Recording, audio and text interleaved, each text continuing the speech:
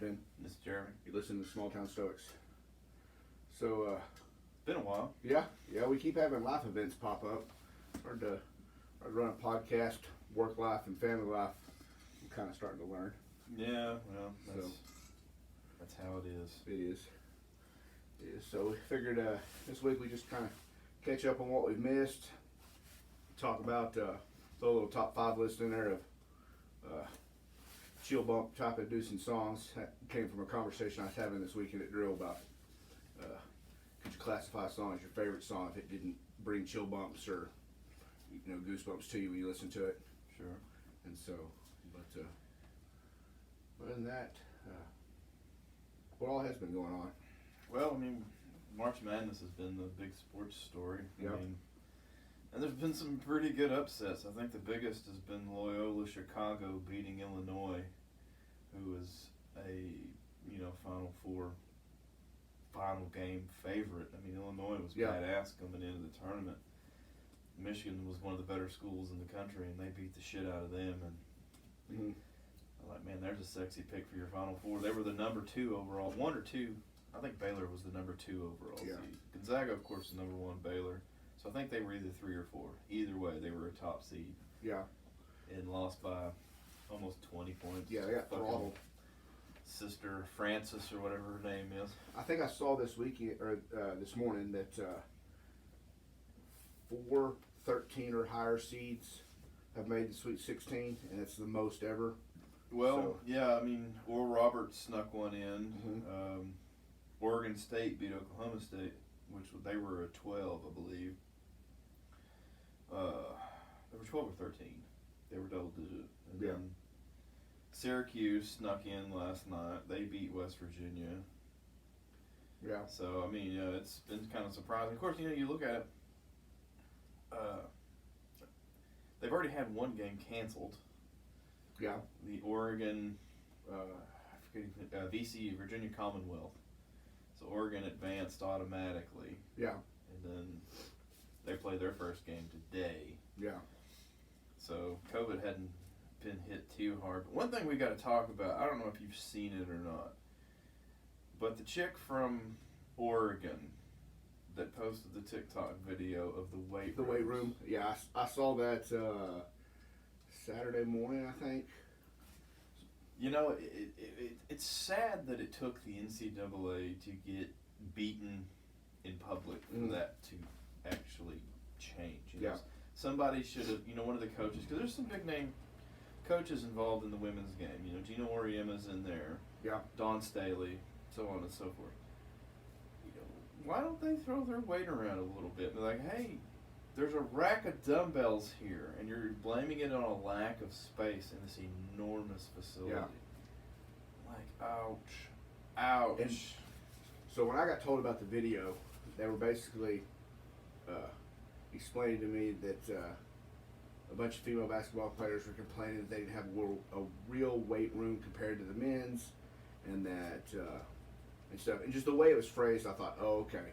This is a deal where they've got like 2 squat racks and the guys have 4 and somebody in the medium's made a big deal of it. There was yoga mats. Yeah.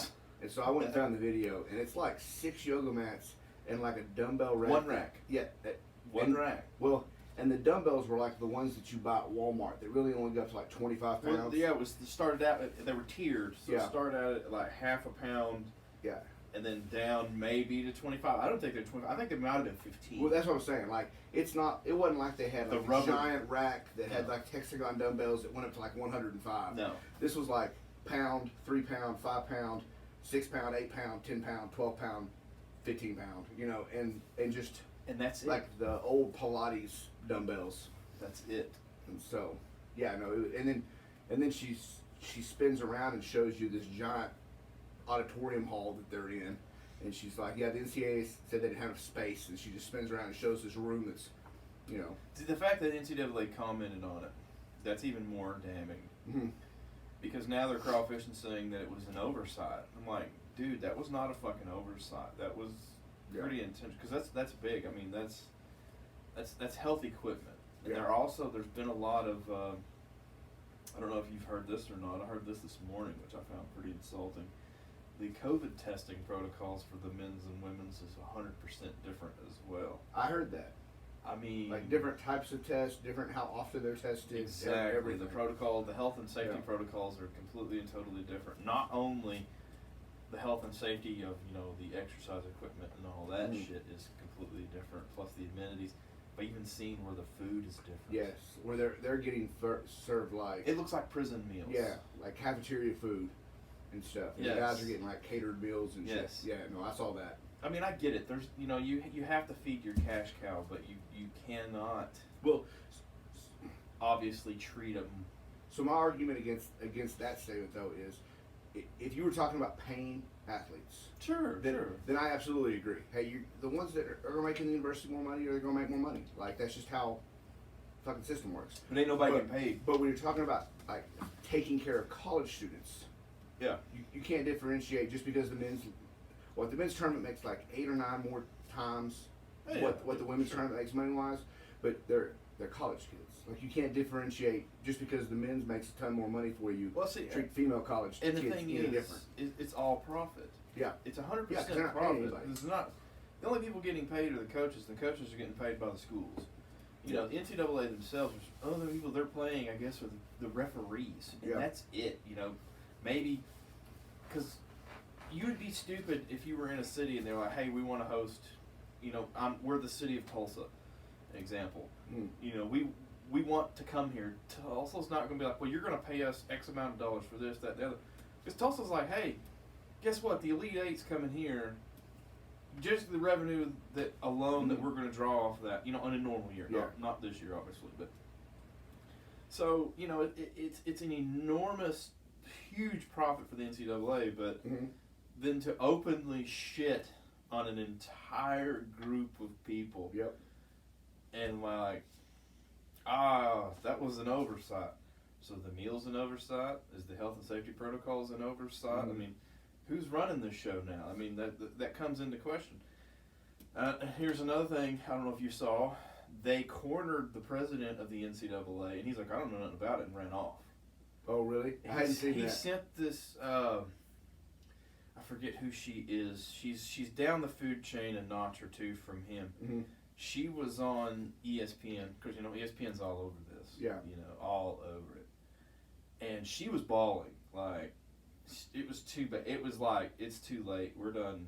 We're done caught. Well, I don't remember who it was that was on ESPN. You know, they had a panel, because, you know, ESPN loves their panels. Yeah. I think it was Digger Phelps. I may be wrong. I don't know. It's one of their college basketball analysts who used to be a coach. Yeah, it wasn't Digger Phelps. Because Digger Phelps is too happy. It doesn't matter. I'll think of his name eventually. But anyway, he's like, if you think this was done on purpose, da-da-da-da-da. I'm like, dude, there's too much shit that has happened here for this to not be done on purpose. Yeah. You know, I mean, it's a clear fucking, you know, they make us no money, so fuck them.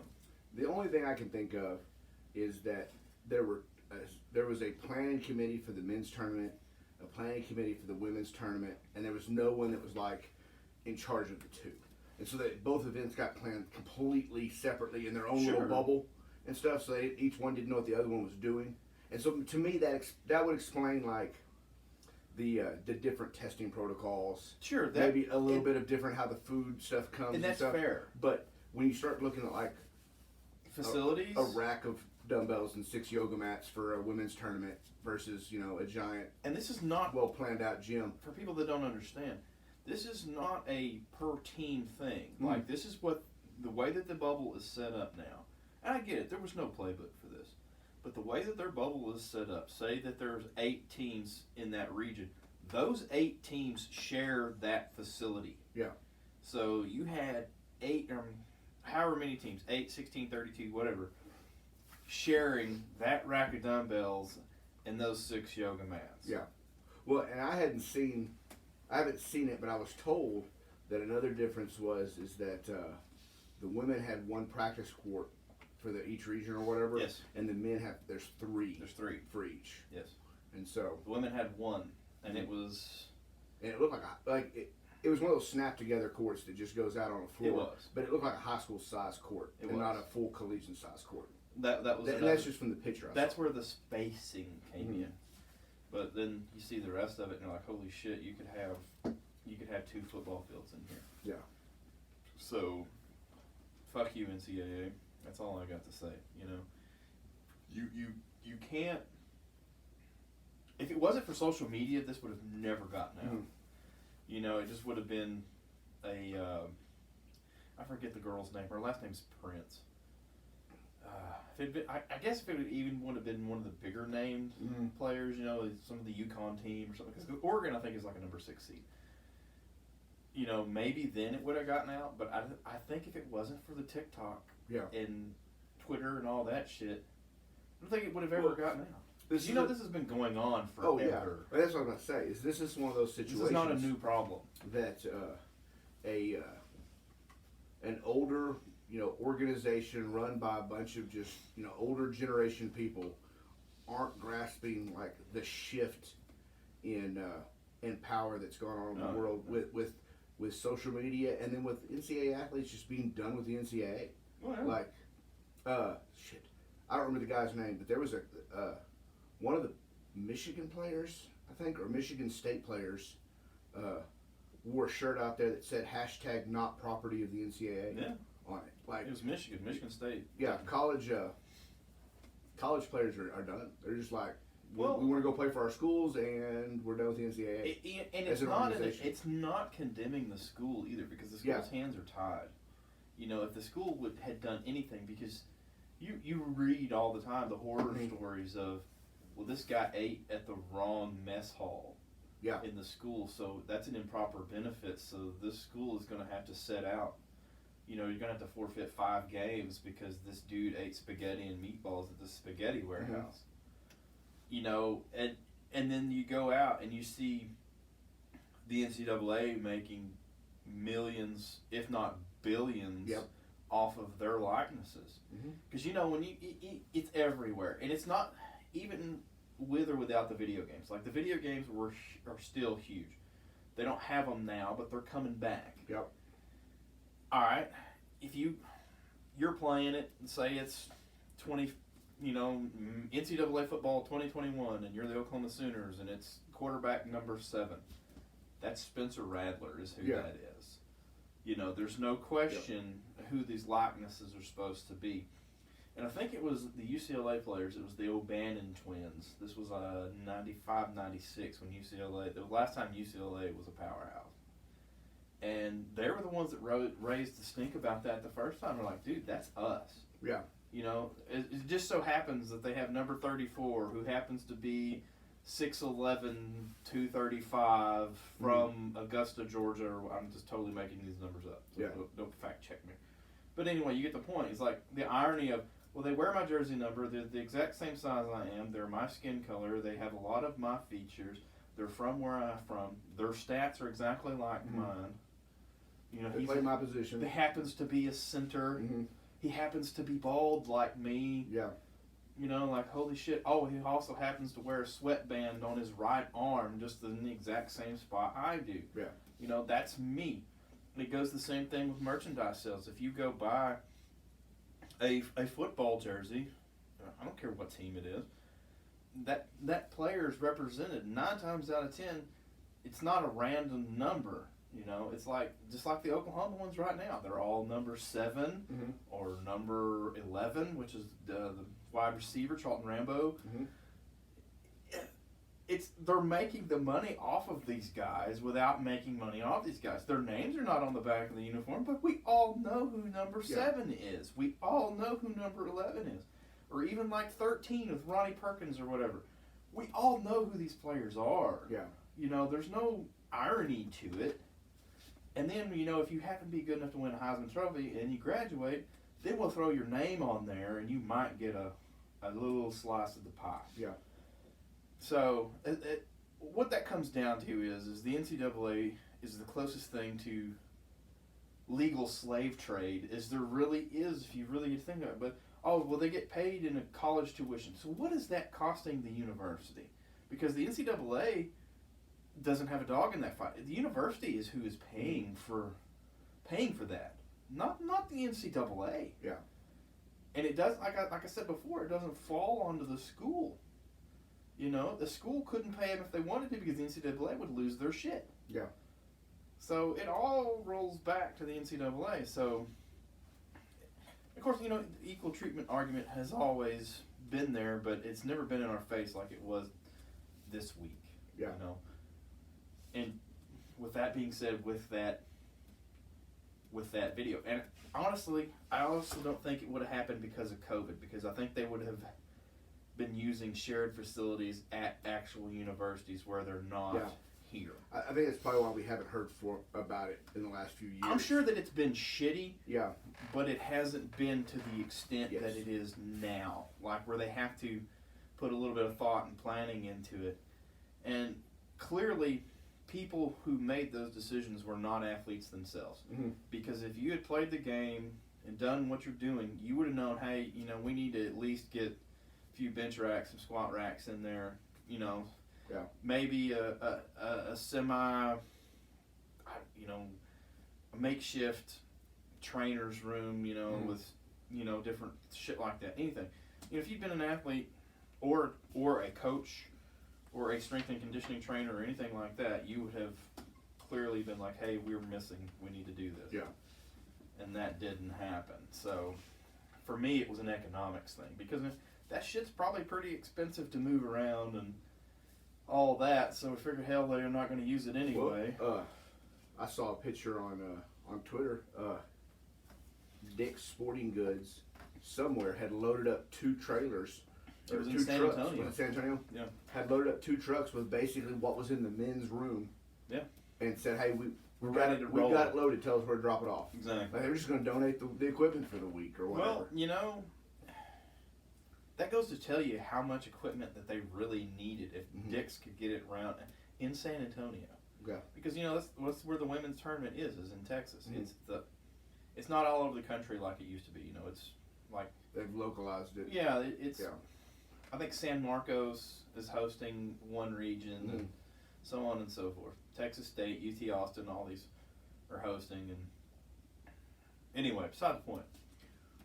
It tells you that they didn't really need a whole hell of a lot, you know, because I mean, it doesn't take much to go from a big jump to 6 yoga mats and 1 dumbbell set. Yeah, within 8 or 9 hours, they just had it all loaded on a truck. All Hey, tell us where loaded, ready to go. Yeah. You know, so I mean, this is basic equipment. Yeah. You know, nothing fancy. It's not like you're going to walk into a state-of-the-art facility here. And that's not what they were asking for. They're just like, hey, can we get like a treadmill maybe? Yeah. You know, maybe a stationary bike to work out some cramps, a few things like that. You know, nothing too much. So, wow, NCAA just does not look good in this. And hopefully it's not over. I hope that some shit goes down. I hope that these players are like, you know what, fuck it, we're just going to set it out. You know, the women's game is kind of tied because I don't know the draft rules for the WNBA. Do you have to, like the NBA, you know, it's 1 year removed from high school. I don't know the WNBA. I think the women's rules is fairly similar because no, I haven't looked into it. There's been several freshmen that have gotten drafted, but I can't remember any just straight out of high school. See, I haven't Gotten drafted. I haven't. But that may also just be an effect of how men and women develop differently. You know, an 18-year-old high school senior, you know, really isn't this. And I know it's different in the men's world too, but they're really not the same as a 21-year-old. Well, also you look at like female basketball player, and because like the talent level, like in the men's game, you go to certain areas and you'll have 6 teams in an area that are just loaded. You know, a bunch of D1 prospects playing against each other every night and stuff like that. In women's basketball, there might be 3 like legit D1 prospects or WNBA prospects in the state. You know, you're not getting the same level of play to evaluate. True, and then but also, I mean, you know, there's a few exceptions to that rule. You know, I don't know if you remember Brittany Griner that played at Baylor. Like she had to have been a powerhouse from say grade 6. Yeah. You know, she. But that's what I'm saying about the talent level. Like, in my mind, what she was like. She's like 6'7", 6'8". She's pushing 7. Is she really? Big. Is she that tall? She's okay. big. So now you're talking about a say 6'10", 6'11" foot athletic female basketball player. Well, how many girls guarded her that were over 6 foot? None. You know what I mean? Probably none. So then you're trying to figure out, okay, is she just wicked tall, or is she, actually legit? And then she got to Baylor in her freshman year, like set the national record for blocks or something like that, and you're like, oh yeah, okay, she's legit. Yeah. So I mean, I guess there's that, but I don't know if you've read the stories or not, but then players, I think Diana Taurasi was one of them that they go to Russia and China and play and make bukus more money than they do here. Mm-hmm. And they get all the fame and fortune and everything. I look at these players now, especially the ones that are in the tournament now, because that's really the only time you see it showcased. Yeah. I mean, you hear about them. You like a Maya Moore. You knew who she was, and you knew Brittany Griner and Sue Bird, names like that. You knew who they were, and you knew she's legit. I don't blame them in the least for not playing here. Like, go. Yeah. Do it. No, go make money. Because they're going to take care of you over there. You're going to be... And they're, like over here, there are WNBA fans. There's basketball fans that know the names. But how many games have you ever watched where you think the stadium is full?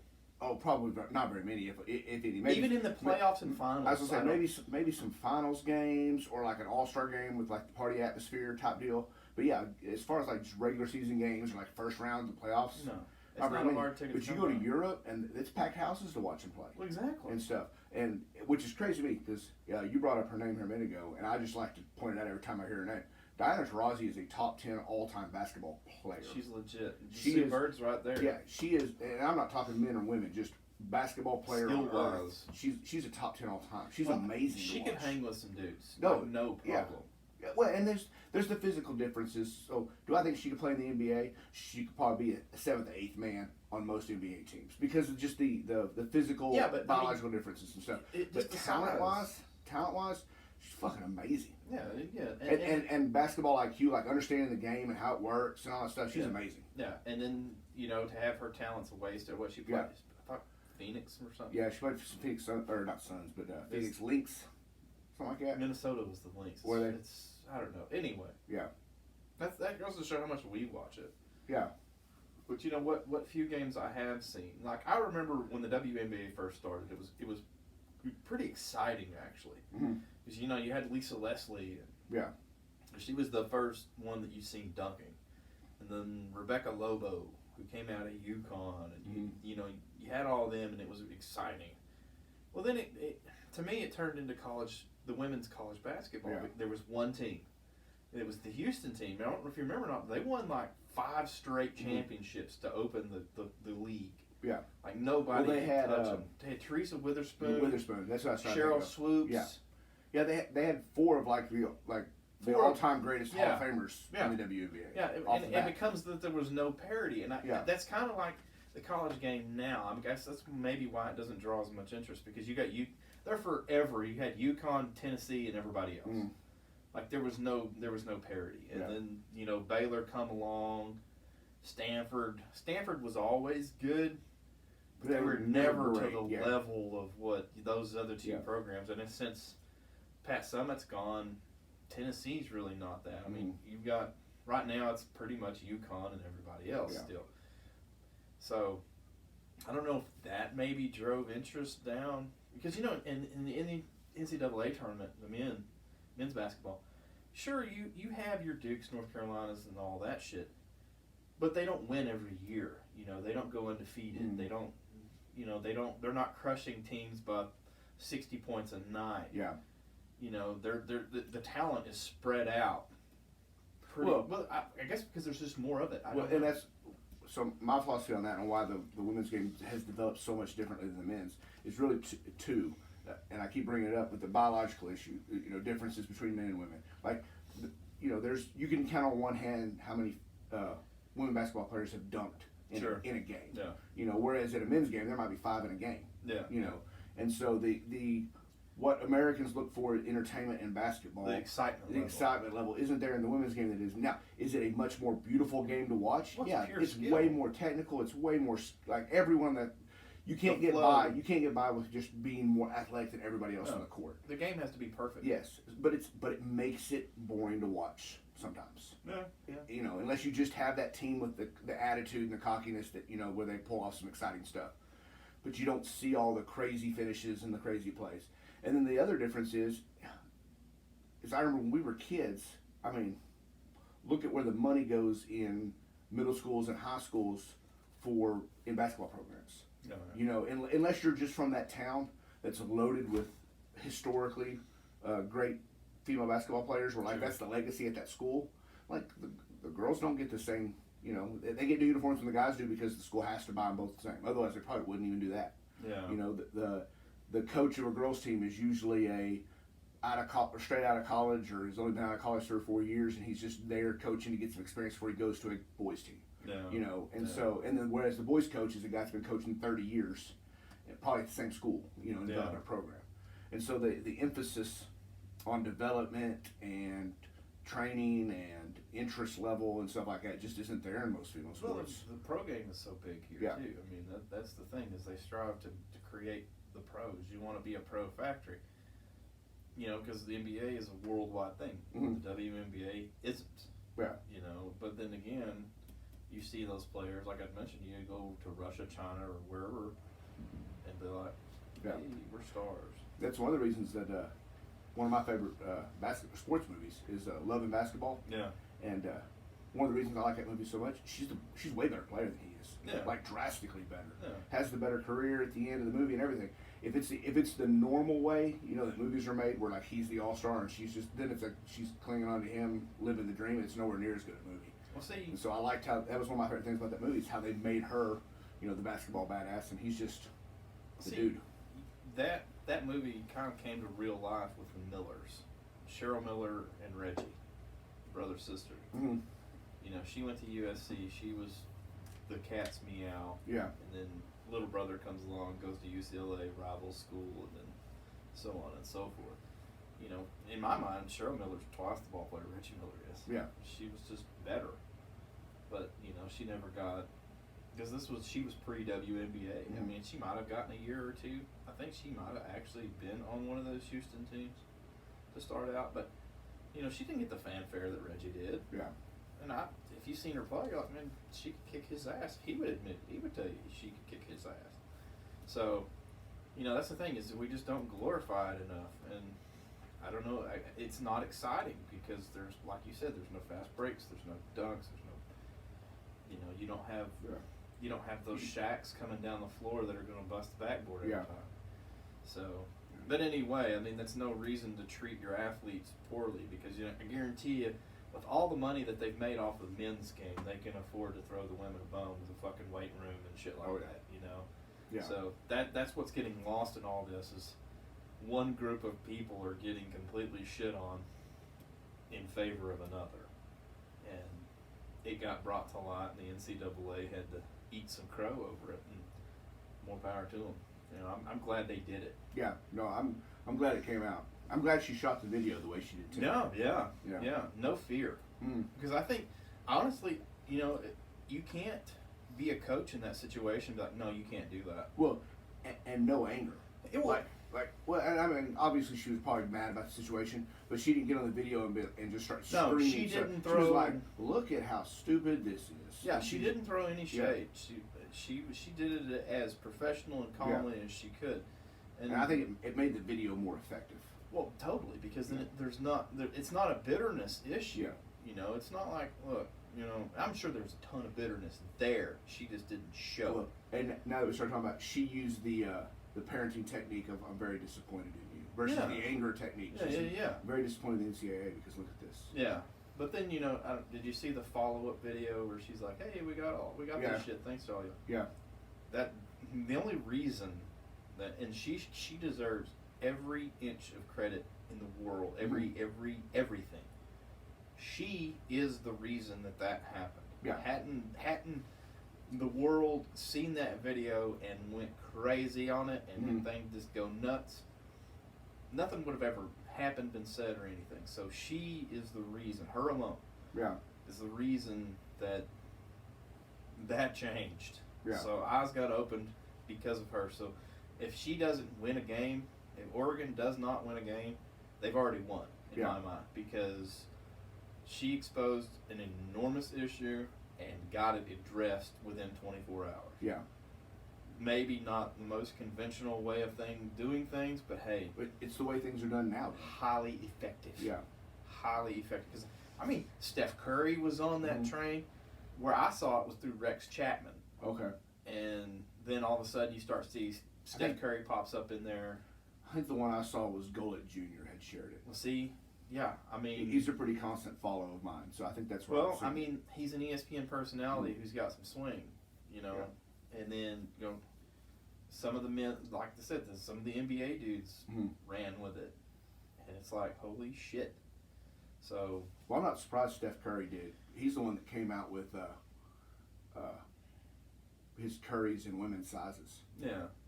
and stuff. So I'm not surprised. That was like the first time that a named basketball brand had come out with women's sizes in the shoes. Yeah, and I'm sure he's used to the subpar facilities too, because it's just, especially in the I'm not talking about like in the pro level, but in the college level, Yeah. coming from Davidson, Yeah. It's not. I guarantee you couldn't find 10 people around here who knew that there was even a school called Davidson or where the fuck it even. Well, and they may not now. No, that's what I'm saying. Yeah, even after he came from it. I mean, yeah, he's the biggest thing to come from there. Yeah. And it's like, I always picture it like a Southeastern. Mm. I'm not shitting on my alma mater, but I'm just saying. You go compare their athletic facility to OU's. Yeah.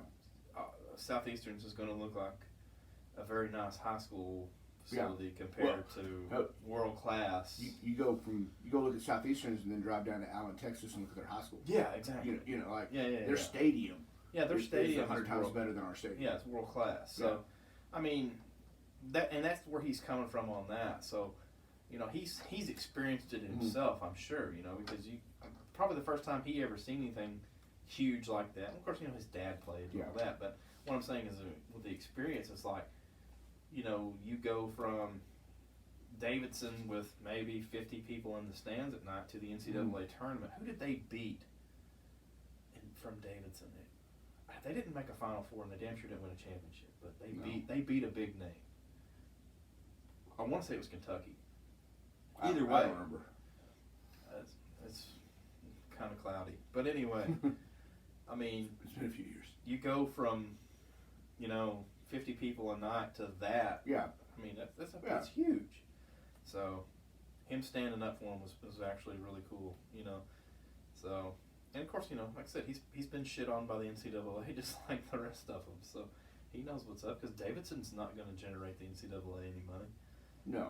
It's your Dukes, Kentuckys, Carolinas, and so forth. Yeah. With basketball, and you know who your football schools are. So Davidson, they get nothing. Yeah. They're just there because of technicality. So, because I know where your loyalties lie, I've got to bring this sad, touching subject up. How crazy is it for there to be an NCAA tournament going on and Duke not being in it? Well, no Duke, no Kentucky. Yeah. Like, And Carolina, I didn't think Carolina was going to make Carolina didn't last long, but Wisconsin made short work of them. I mean, all right. I don't know. Duke had a lot of dudes opt out, and then they had the star freshman who opted out mid-season. Mm-hmm. And I attribute a lot of it because, I mean, if you're a Duke fan, you know who the Camping Crazies are. They're a part of the team. Mm-hmm. Like, they were taking beatings at home that they shouldn't have took. It's not the same. Yeah. Playing when you play in front of that crowd, you hear the guys talk. Like Bobby Hurley always talked about it. He said you could feel, like when you were dribbling down the court, and you could feel them. The vibration in of the court. ball, Mm-hmm. in the On ball, because the vibration of the whole Mm-hmm. because that building's not very big. Yeah. And then it's just rocking the whole time. To me, I don't know it's a piss poor excuse, but I mean, you take that away, you've taken away the sixth man essentially. Yeah. You're like, that's an important piece. And I know they don't have that on the road and stuff like that, but also I think they feed off of the hatred that they've received, because Duke is one of the most hated basketball schools out there. Yeah. Like, it's just how it is. They don't like them. I don't know why. They're incredible. But, and here's another thing. You can't have a Duke year every year, Yeah. So this was, the last time they didn't make a tournament was '96, which was the Cherokee Parks era. Mm-hmm. All right? So, I get it. And they come off losing the national championship the year before in '95 to Arkansas. So, it was just an atypical year. I was trying to put together, and the answer I came up with was the emphasis on one and dones that Duke has seemed to have in the last 5 or 6 years.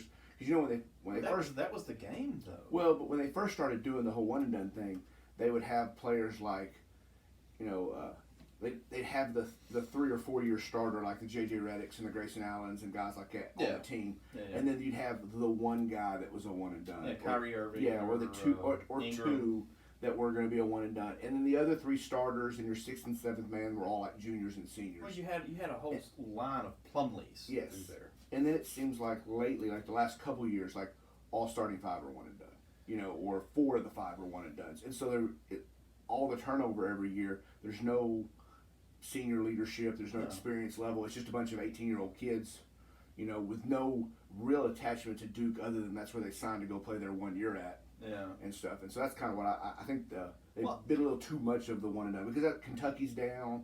Like all the schools that are famous for having one and done players all had bad years this year after 4 or 5 years of lots and lots of one and done players. Well, see, those players are opting out in the season, and they don't have to play.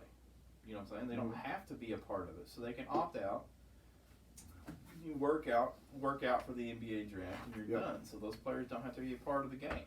That does figure a lot into it. I mean, and then in turn, you're playing guys who had no intentions of starting.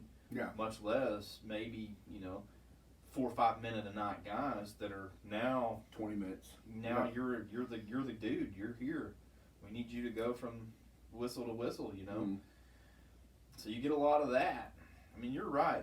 It's a huge chunk that they bought into. But that's the game though. Yeah. No one nowadays signs a letter of intent to play college basketball with the intent of playing more than one season. Like, that's just not it. Yeah. Especially, I'm not. Let me back up. You're elite level talent. You're elite level talent guys, right? It's. Yeah. If you're an 18-year-old kid coming into college and you've been told you're going to play pro ball, you're looking at 1 year and then trying to go play pro exactly. ball. Because there were guys last year that declared for the draft after their freshman year that I don't know who was talking to them, but they were like, they opted out, signed an agent, now they can't play college ball anymore, and then they get drafted because they were nowhere near ready to go, but they dreamed of playing pro ball and they did their 1 year, and now I'm going to give it a go. Yeah. And then you go to one of these blue blood programs because I got a shot at a national championship. Mm-hmm. I think the one and dones, honestly, all right, why don't you go, all right, you're from Utah, why don't you go play for BYU? Yeah. That's your spot. Play at Utah or play at BYU, Utah State. Yeah. There you go. See how badass you really are, and if you can carry that team to a tournament. Go to a Power 5 conference, but sign with the 8th team. Yeah, come to the Big 12, but you have to sign with TCU. Yeah. There you go. Go get them. Or a historically terrible team, or if you go to the Big 10, guess what? Nebraska. You're gonna be the big guy in Nebraska. Let's just see what you can do. Yeah. And then put your money where your mouth is. That's truly how that's an audition. Yeah. Because if you can get that team to a tournament, I don't care what seed it is. If they haven't been to a tournament in 15 years, and you carry them there, and you might scrape out a win against a Michigan or a Iowa or something. Hey, now you've proven your worth. Yeah. You look at the guys. I hate to shit on Zion, but could he have done it anywhere else? I mean, he didn't win a championship. Yeah. He didn't. Wasn't breathtaking. Yeah. I mean, he was good, but he wasn't. Put that talent somewhere else. Go to NC State. I listened to him talk one time about it, and he was talking about why he chose Duke and stuff like that. And he said for him, he said, I wanted to play for Coach K. No, sure. Like I wanted that kind of coach. I needed that kind of coach, and so I went there because of the coach. I think a lot of that stems from Kobe Bryant, because Kobe Bryant has had, before he passed, came out and said, if I would have played college ball, if I would have went back and played college ball after playing for him on the Olympic team, and LeBron James has said the same thing. Yeah. I'd be a Duke Blue Devil. Yep. That's who I would play for. And so those dudes hear that and they're like, all right, Kobe and LeBron think that this dude is it, so that's who we can play for. And and that's why they go there. Yeah. He's it. I think, honestly, I hate to say this, if he's gone, the Duke program goes with him. Oh yeah. There's no replacing. When he leaves, there's going to be it's over. Yeah, there's going to be a dead period. I mean, they'll eventually, I think. They'll get one of the disciples, Steve Wojciechowski or Jeff Capel or somebody like that, maybe. Yeah. One of the dudes that's played for him. Maybe even Bobby Hurley. Bobby Hurley's coaching at Arizona State. Yeah. Maybe something like that. I mean, I can tell you, when we graduated high school, if I'd been talented to go play D1 ball somewhere, like I'd have played for Coach K or Bob Knight. Yeah. Like those are the two coaches. Because I like that style. I got to get coached hard. Like I like that style. Well, and they're also the same coaching tree. And that's what I was about to say. And they have the same similar philosophy. Yeah. One's a little bit more angry than the other one. But yeah. But that's it. I mean, that's the Duke thing is it's an abnormal year. Your stars took the year off. You had no crowd. You had none of the fanfare. You didn't have to walk through Krzyzewskiville to get into the stadium. All the tents, people camped everywhere and shit like that. You had none of that. I will say that in some ways it made it easier to fill out a bracket. Oh, it didn't. Yeah, you're not choosing with your heart because it doesn't matter. I'm this way. I don't give a shit if Duke is a 12 seed. I'm taking them. I'm taking them at least to the Elite Eight. I fill out 2 brackets every year, and there's a bracket where Duke makes it to the Final Four or the championship game, and then there's a bracket where I try to put. You try to be my heart on the back burner and realistic pick, and even then they probably make the Elite Eight. Yeah. You still carry them further. Yeah. It's just instinct. It's like, man, you've got to carry them further than this. Because it's just so easy to talk yourself into Duke beats Louisville. Yeah. I know Louisville's a 3 seed, but Duke beats them. Yeah, sure. Anytime. Yeah, and so every year this is the first year where I've only filled out 1 bracket in 10 years. Probably. This is the first year I haven't filled one out. Yeah. I'm just like. Well, I did one with my dad. Started an ESPN group deal, right? Yeah. And it's me, him, and one of his buddies. And my dad is throttling us.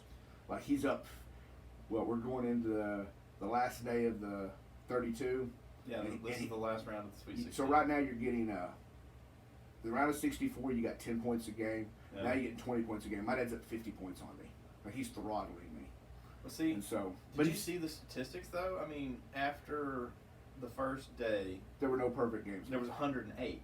After the first day? Yes. Oh, the first day. And then midways through the second day, there was 15. And then by the close of the last day, there was none. Yeah, at tip-off of the first game for the round of 32, there were no perfect brackets left. That's 14, I think I read 14.7 million brackets. And by the last whistle of the day, of day 2, which is the first round, none left. Yeah. I'm not doing too bad. I'm in the top 2 million. Well, see, I went down hard because I would have had Illinois in the top. I'd have had Illinois in the Final Four. Oklahoma State's going to be the one that kind of screws me. They got pounced last night. I know. I had them going to the Elite Eight. They were my Cinderella kind of pick, but I had them beating.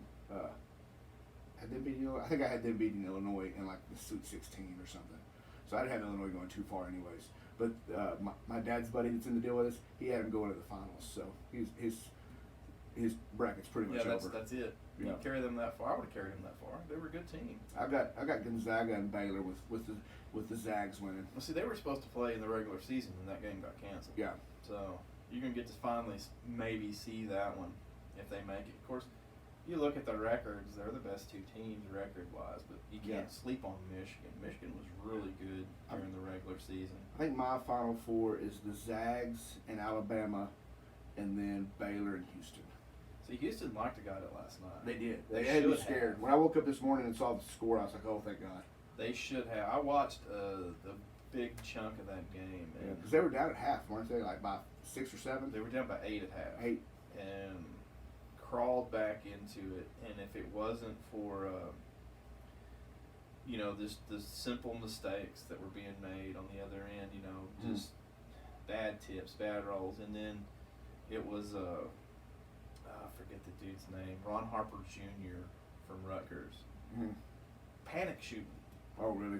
Just firing up Forcing panic threes. Yeah. And that was the last shot of the game. They were down 3. They give him the ball with 1.5 to go. Mm-hmm. Panic shot at 3. Try to fade away at 3. Yeah. You can't do that. At least try to get fouled. Yeah. Yeah. At least go into it. But well, that's like the way the world rolls. That Ohio State kid missed. I think he missed 3 out of 4 or 4 out of 5 free throws, in the last 30 seconds of the game or something. Yeah, and Ohio State loses by 2. Yeah, and they have in overtime. Yeah, they have him under constant security guard because he's been getting wickedly vile death threats and stuff because some 18-year-old, 19-year-old kid missed some free throws at the end of a game. That just shows who we are as a group of people. Yeah. And just how cruel that thing. People need to understand these are still kids. They're very few of them are of drinking age. They can't buy a beer. Very few of them are over the age of 20. Yeah. These kids are 17, 18, 19-year-old, straight out of high school. The meat of them are straight out of high school. Yeah. And you're going to do these things. Granted, it's the biggest stage that this kid's ever been on, but does he deserve that because he had a bad night at the free throw line? Yeah. No. Well, and if I remember right, it's the kid that basically was the reason they were in the game. He carried them. Yeah, he was carrying the team the whole game. And so there's the pressure. Exhaustion. And then, playing whistle to whistle in the last 30 seconds of the game, your legs are gone. Exactly. You've got nothing left. And keep in mind, that was an overtime game, so you got, 5 extra minutes? Yeah. And 5 minutes in a full court basketball game is a long time. And then here's the other thing too. The other team had nothing to lose. Mm-hmm. They were supposed to lose that game. They had nothing to prove. Mm-hmm. So they were just cool, calm, collected. They were just playing their game. It was Oral Roberts, wasn't it? I think so. Yeah.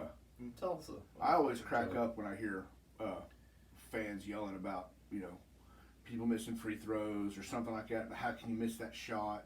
And I always want let me put you down in that situation and watch you airball 2 of them because everyone's screaming at you.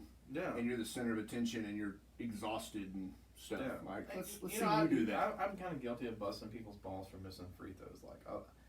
But under that pressure of a situation, common, if it's second quarter. Yeah. And you're just flinging them up there. There's a difference. I usually only say something like, "What the shit is that?" It's they missed badly. The one time Shaq airballed 3 feet in front of the rim. Yeah. What the hell are you doing? But if you're a college kid and you rim one out, shit, that happens. The thing is, though, you have to put yourself in that situation where you are the pack mule for this team. You have carried this team from beginning to end. You're exhausted, probably some dehydration coming in there, because your legs are noodles, your heart is just beating out of its chest. This is an enormous stage, and it's an embarrassment to lose to a 15 seed because they were a 2 seed, so that doesn't happen that often. Then you've got that in the back of your mind, holy shit, we're going to be a laughing stock. Yeah. We are the Iowa State Hampton game. Yeah. This isn't supposed to happen. We're not as bad as Virginia and Wofford or whatever, but we're a step down. And put yourself in that high pressure situation, and then coming off of a conference tournament where 2 of the country's number 1 seeds came out of that conference, be it Michigan and Illinois. So you had to bang with those dudes all season long. Yeah. This was supposed to be your relaxed game. And granted, they may have relaxed, but the kid, he fought his fucking heart out. Yeah. I think he's the one that hit the shot to send it to overtime. He did. Yeah. And then he was dying. He missed 2 free throws. Yeah. and then hit the shot to put them up 1 or 2, and then the other team hit 2 free throws to tie it right at the end and stuff. And then you get blasted by your fans. Oh, fuck you, man. Yeah. You're not a fan. Yeah. You know, I have. Like, don't get me wrong. I've hated on some of these people, but I don't do it publicly. Like, you know, like my favorite college athlete of all time to shit on is fucking Zach Sanchez. He was a defensive back for Oklahoma. Mm-hmm. And of course, you know Buki. Buki has taken the Zach Sanchez trophy.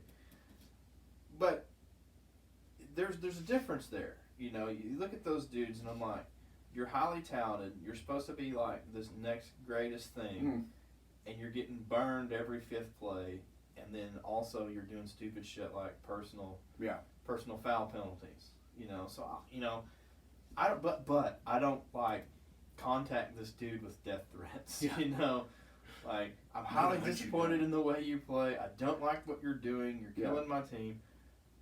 But I'm not going to be like, hey, you need to, I'm going to write you a letter or call you out on Twitter or whatever. I'm not going to do that, I'm like, because like I said, at the end of the day, these are still kids. Yeah. But am I going to, like, scream and cuss at my TV? Abso-fucking-lutely. Like, that's my realm. I'm pretty good about not screaming and cussing about, like, hustle mistakes.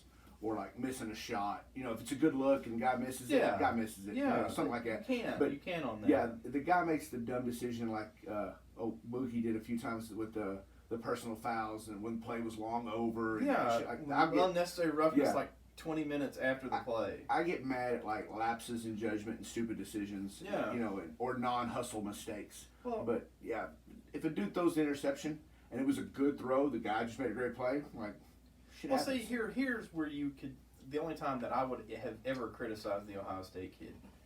Let's say that the 2 points that they lost by was on a technical foul where he punched the player in the mouth. Yes. That is where it's like, dude, that's all on you. You were up 1 point, and you gave this dude 2 free shots in the ball, and they beat you by 2 or 1 or whatever. Like. That's where it's inexcusable. But does it warrant death threats? No. Not at all. I mean, does it warrant maybe finding another team? Sure. Like, maybe you should move on. Or hoping that kid graduates soon so you can go back.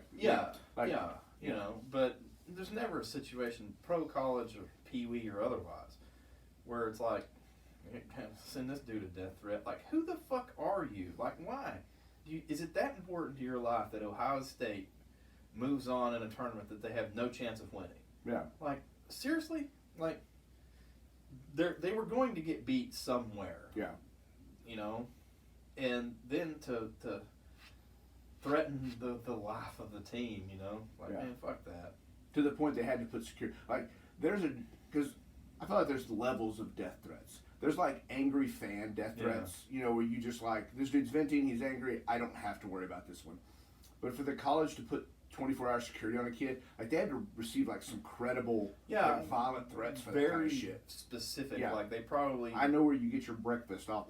Probably pictures of his mailbox and shit. Shit like that. Like some legit. Yeah, this wasn't angry fan. This was like deranged human being. Yeah, this is The Fan, the movie The Fan, basically. Is what that comes down to. And if you're that way, turn your TV off. Just turn your fucking TV off. If it bothers you that bad, you need to get a new hobby. Maybe you should look into like making birdhouses or something because sports. Every sports fan out there will tell you this.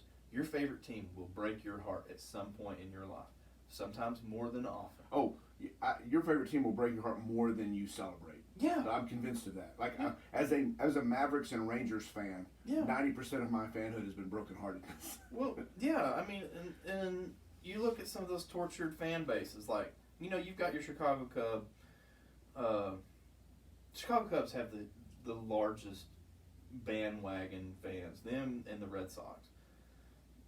But you do have the diehard Cub fans. These people have only seen their team win one time. 2016. One time. And some of these people are in their 70s and 80s. that was the first time they ever saw their team in a World Series. Like, put yourself in that perspective. Or, at least as Ranger fans, we've seen our team in the World Series. Yeah. Imagine being a Mariner fan. Yeah. Winning more games in the year 2001 than any team has ever won in the regular season and losing in the first round of the playoffs. Mm-hmm. A Mariner fan has never even seen their team in the World Series and had arguably the greatest player that ever lived. Yeah. And then arguably one of the greatest pitchers that ever lived, Randy Johnson. Yeah.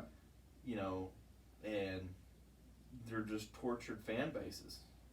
And if you're going to be that butthurt, you need to go talk to those people, because Ohio State fans are kind of spoiled, that they've been good for a while, and they got their ass whooped, and they're a traditional football school. They're not where you go and think of basketball, but they've been spoiled to that, where Ohio State has been, at least like a top 5 team every year. Yeah. They may not make the college football playoff every now and then, but they're either in the final or they've won a several, so, and they just keep reloading and going, So Ohio State fans are kind of, should I say, spoiled. You look at their rival, Michigan. What was the last time they won? 98-ish, 96-ish, when they had to share the national championship with Nebraska. Yeah. So, I mean, these tortured fan bases, people, they damn sure don't death threat their people. Yeah. That to me, that goes back to being a spoiled fan base. Yeah. You do kind of only hear these stories from the guys that won the year before. Yeah, exactly. Yeah. People that are just nuts, because you know what? If you're a Cubs fan, you're used to it. Yeah. You're like, fuck, here we go. Yep. I already know it's happening. By usually, for me, usually about the 15th game of the season as a Rangers fan, Sure. I'm just like, oh, all right, here we are. Yep. When they're 3-12. Yeah. And then about mid-July, they'll get that summer run going, where they make a run kind of back towards the wild card deal, and I'll be like, all right, I'm back. We're back on the deal. They get within 7 games of the wild card. Yeah. You're starting to feel it, and then they win. September baseball hits, and it's like, oh fuck, here we go. They'll win 12 out of 15. You're like, oh, we figured it out, and then they'll just lose 12 out of 15. Just be right back where they're at. Yeah. Yep. No, it's your year's already mapped out, and I don't think that this year's going to be that good. I think this year's going to be sub 500 baseball, wire to wire. I had to calm myself down the other day because the Rangers record, the spring record or whatever, was 8-5. Yeah. And I was like, holy shit, are we going to be good? Wait, have I been? And then I'm like, no, it's a spring ball. Everyone else is just playing their shit players against the Rangers. Well, they're playing the second guys against the Rangers starters. You watch all these spring training videos, and they're players out there having fun. You see the young players with Kansas City. They got Bobby Witt Jr. out there just smashing the ball, having a good time. Whereas Kansas City sucks. Don't get me wrong.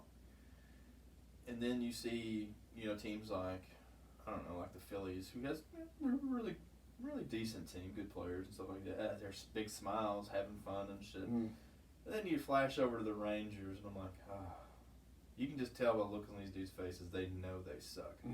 They know. They're probably the worst. The only camp to be in at this point in their life that would be any worse is the Baltimore Orioles. That's it. Those two teams that are just complete shit boxes. And you're like, God damn it. And Texas just has a way of giving away the best players. Hey, Lance Lynn, top 3 pitcher last year. We don't need you. We got whoever the fuck this dude is.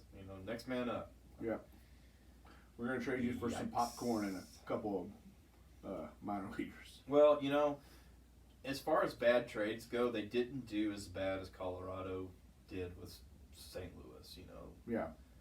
You gave the best third baseman you paid them $50 million to take the best third baseman on the planet, and you didn't even get you got 2 prospects back, and neither one of them were top 60. That's, if you ever want to see the worst trade ever, there it is. The best third baseman on the fucking planet. Yeah. And you paid them $50 million to take him, and they gave you nothing back. What the fuck? I read that, and when I was reading that trade, I was like, man, the Rangers, they must have hired JD, because that's a JD move right there. Like, oh, yeah, sure, you can have him. And just give us, whatever you got. What 2 guys pissed you off this week, and just send them over. We'll take them. And, you want $50 million? Sure, well, I'll write you a check. Yeah. Take this guy, please. Like, and he wasn't a problem in the clubhouse. Who's your 2 knuckleheads that you've got multiple players for that position you just need to shove over here? Yeah. Well, see, did you read the article about the Cubs prospect that got caught with 22 pounds of meth? And I didn't say it was meth, but I saw the headline. It was 22 pounds of methamphetamine and like 2 or 3 pounds of oxys. Mm-hmm. That's the guy that the Rangers are going to trade for. No, you're probably right. Like, oh, you want Gallo?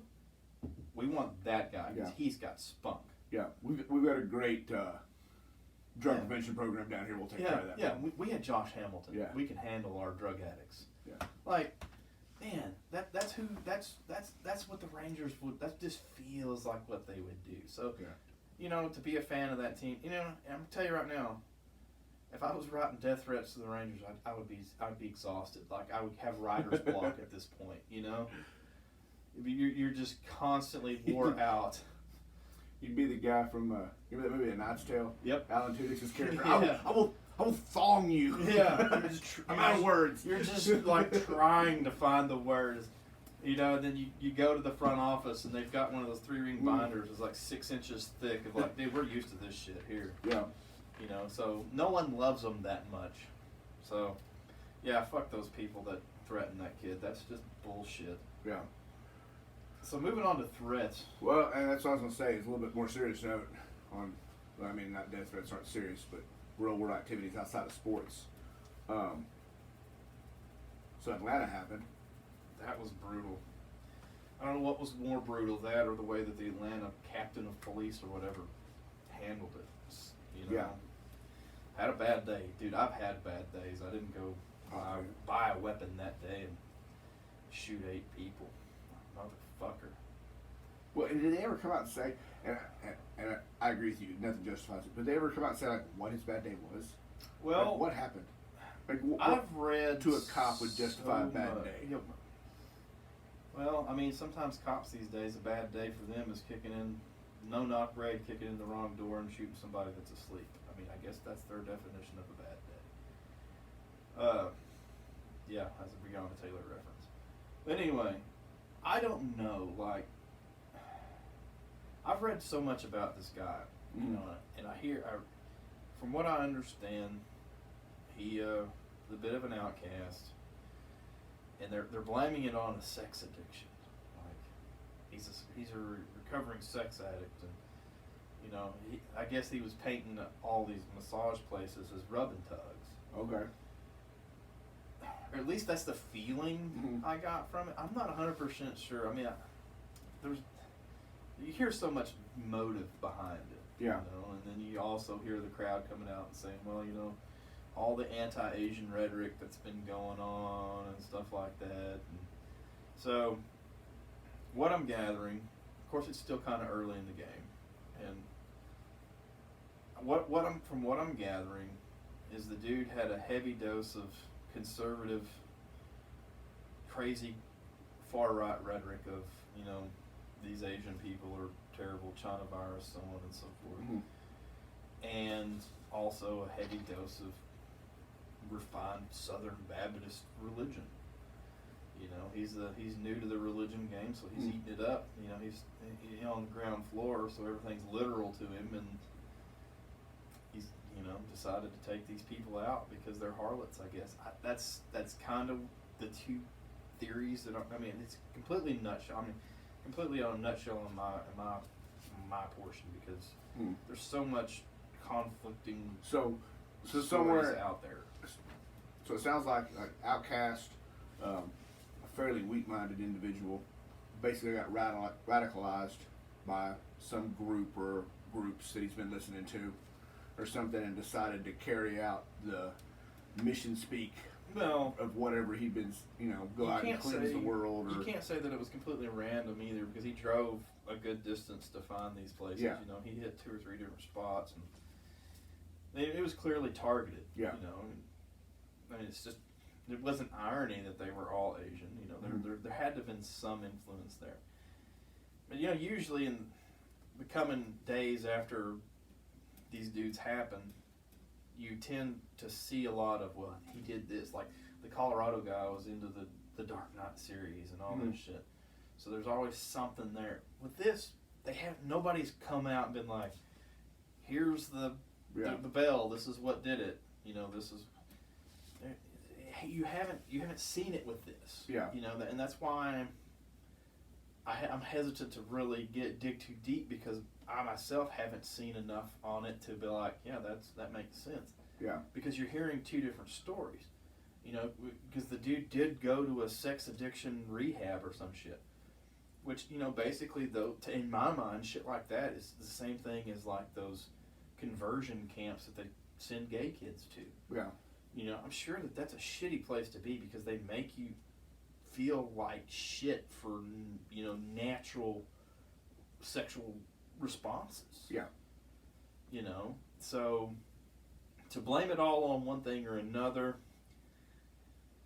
I think it was a kind mix of the two from what I gather. Basically, you know, because a lot of your far right dudes are Christians, so, you know, he got involved there, and then you kind of lump the two into each other, and then, you know, you assume that this was a rub and tug, and they were responsible for the Asian virus, or China virus, whatever the fuck you call it. Yeah. And, you know, then they ran with it, you know. I don't know. Either way, there's no excuse for what happened. And we need to start looking at what happened and start looking at the whys, and be like, you know, what are we doing wrong where people feel that they need to do this shit? Like, we need to back up and really focus, you know, oh, he was crazed lone wolf. Really? I mean, he got this shit from somewhere. Yeah. You know, something came from somewhere. And I don't think you can sit there and blame a single event or a single ideology or anything like that. I think it was a combination of all. But then to go out and say, well, he just had a bad day. Yeah. Fuck you, man. No. We don't, he doesn't deserve a hug. Yeah. You know, he doesn't get a hug for this. Yeah. You know, random acts of violence like that don't deserve, well, you know, bad day. Because it's just not. Yeah, I saw when that came out, somebody on Twitter shared it, and they were like, people had a bad day with the one that got shot. Yeah. I'm pretty sure they had a bad day. Their bad day was meeting you. And so, I feel like we do a lot of shit. I say we, people. Well, it's us. Do a lot of shit that, well, I didn't want to lump you into the we. Well, I know what you're saying, though. But, like, people do a lot of shit that feeds the whole class narrative that's been going on, Sure. you know, well, throughout history, but really hit on since, you know, the riots and stuff and protests and stuff last summer. Yeah. So it's a white guy, he has a bad day, kills a bunch of people. You see his photos on the news, and it's, you know, a white guy in a t-shirt, kind of half smiling, you know. Yes, he looks like a meth head redneck, but, I mean, it's not, you know, anything too crazy. If that dude's black, like, we're finding out about, like, how his second cousin, twice removed, sold drugs. And the picture of him is a sketchy grain artist one with, like, a big gold chain. Oh, and, yeah, you know, we're digging deep. Yes, and then it's not he had a bad day, it's a, you know, he comes from a criminal neighborhood. Calculated killer. We're surprised this didn't happen sooner. Or if he's Muslim, then it's immediately linked to terrorism. Yeah. You know, and so like you try to argue that, you know, shit's getting better, which I still argue that it is. But then like something like this happens, and you're like, well, it's one step forward. Fuckers. It's one step forward, three steps babackwards. Yeah. Nobody can just look at a criminal anymore and say you're a fucking criminal. Like we present how they're a criminal different. Yeah, and well, in a lot of those things too, though, the black guy you referenced in that scenario, and often the Muslim fellow, they don't get taken alive. You know what I'm saying? Yeah. They go down. Like, Yeah. we're taking this dude out. With the other one, you always hear, you know, there's a running joke I've seen on Twitter that says, I can tell when it's a white guy because it says shooter taken without incident. Mm-hmm. You know, that, Shooter in custody. yeah, you know. A part of me though wonders how much of that is like the perceived differences in how things are going to go with each culture when they encounter the cops. Like how much Sure. harder the Muslim and the black guy fight back because they know what's going to happen. They think they know what's going to happen if the cops Sure. get to them, versus the white guy being like, I'll go to county jail and Yeah, go drive me go to play Burger golf. King first. You know, and so he turns, you know, how much of a difference there is in that perception of how What- things are going to go. What irritates me in this whole thing is you hear a lot of people saying right now, reread, at least, you know, in Twitter cesspool that we Mhm. have and gather some information from. Oh, this was not race related. Fuck if it wasn't. Yeah. You know, I didn't see any white girls in those names that got shot. I didn't see any. Or just any white-owned parlors. Exactly. You know. And then the links that he had to go to find these Mm. places, and just, you know, I'm not saying he targeted those people specifically. He targeted the places. He targeted the places That's what it seems like. and the culture that was Mm. involved. You know, so don't tell me that it didn't have Yeah. anything to do with it. That had something to do with it. Well, And- my view on that too is, you know, one day into the investigation, don't tell me what did or didn't have to do with the shooting. Yeah. You don't even know yet. It's one day into the Exactly. investigation. exactly. Like, don't start ruling shit out yet. This shit's still fresh. Like, Yeah. we got a lot of ifs, ands, or buts on there. And see, that's the thing too. You hear about this. Why the conflicting stories? You know, like Mhm. the two I told you. The stories are vastly different, but then vastly the same. You know? Why two different narratives? And you know there's going to be another one by the time it's all said and done. Like, Yeah. why are we trying to sugarcoat this shit? Like, this is what happened. This dude's for lack of better word, he hunted him. Yeah. You know, because he went from point A to point B, Yeah. knew exactly what he was looking for, knew exactly the person he was looking for, and indiscriminately took him out and moved on to the next location. Yeah. You know.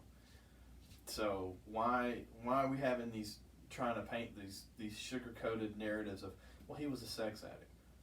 Okay. So what? Yeah. Like, that's no excuse for what happened. Oh, he was, sex addict and reformed this, reformed that. No, stop sugarcoating it. Like, let's just put it out there. The dude fucking did this. And Yeah. he did it. Don't say it wasn't race related because he only took out one race of people. Specifically, like, you can't get any more specific. I thought it was 7 of 9 were Asian, or 6 of 8.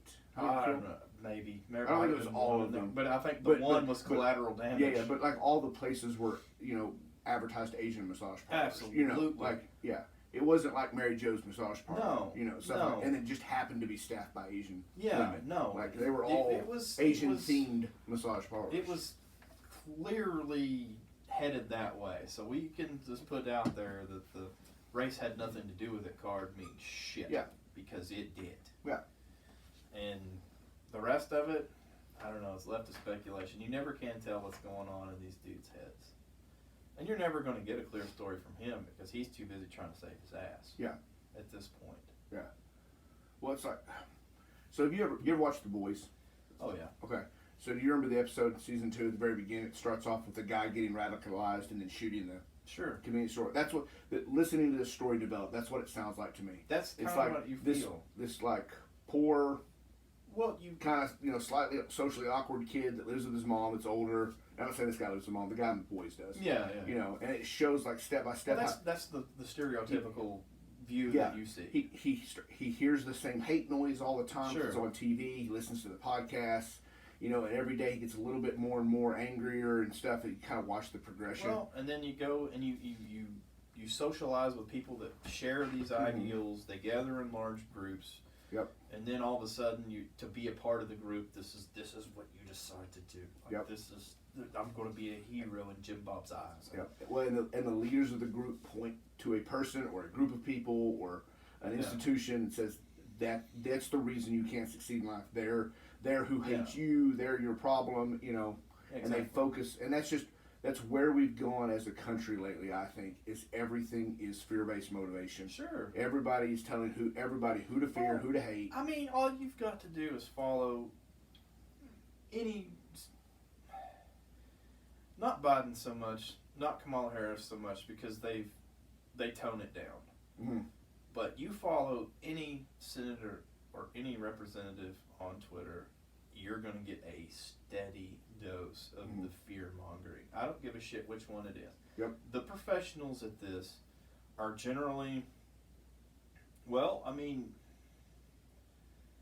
you've got your heavy hitters, you know, and the ones that are really fucking good at it are your Lindsey Grahams, your Ted Cruz's, your Mitch McConnells, you know, but any of them. I would argue that they're the ones that are like, they're hitting you over the head with the baseball bat of it.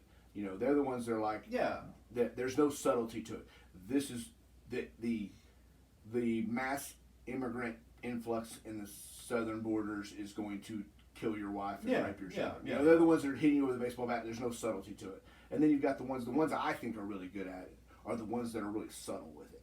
That don't ever really come out and say, you know, the China started the virus and they're here to kill you, or They just you know, suggest they suggest that this person who happens to be Asian is part of it. Yeah. And then the next tweet is another person who's Asian that happens to be a part of it. You know, yeah. or the subtle ones are the ones to me that are really good at it.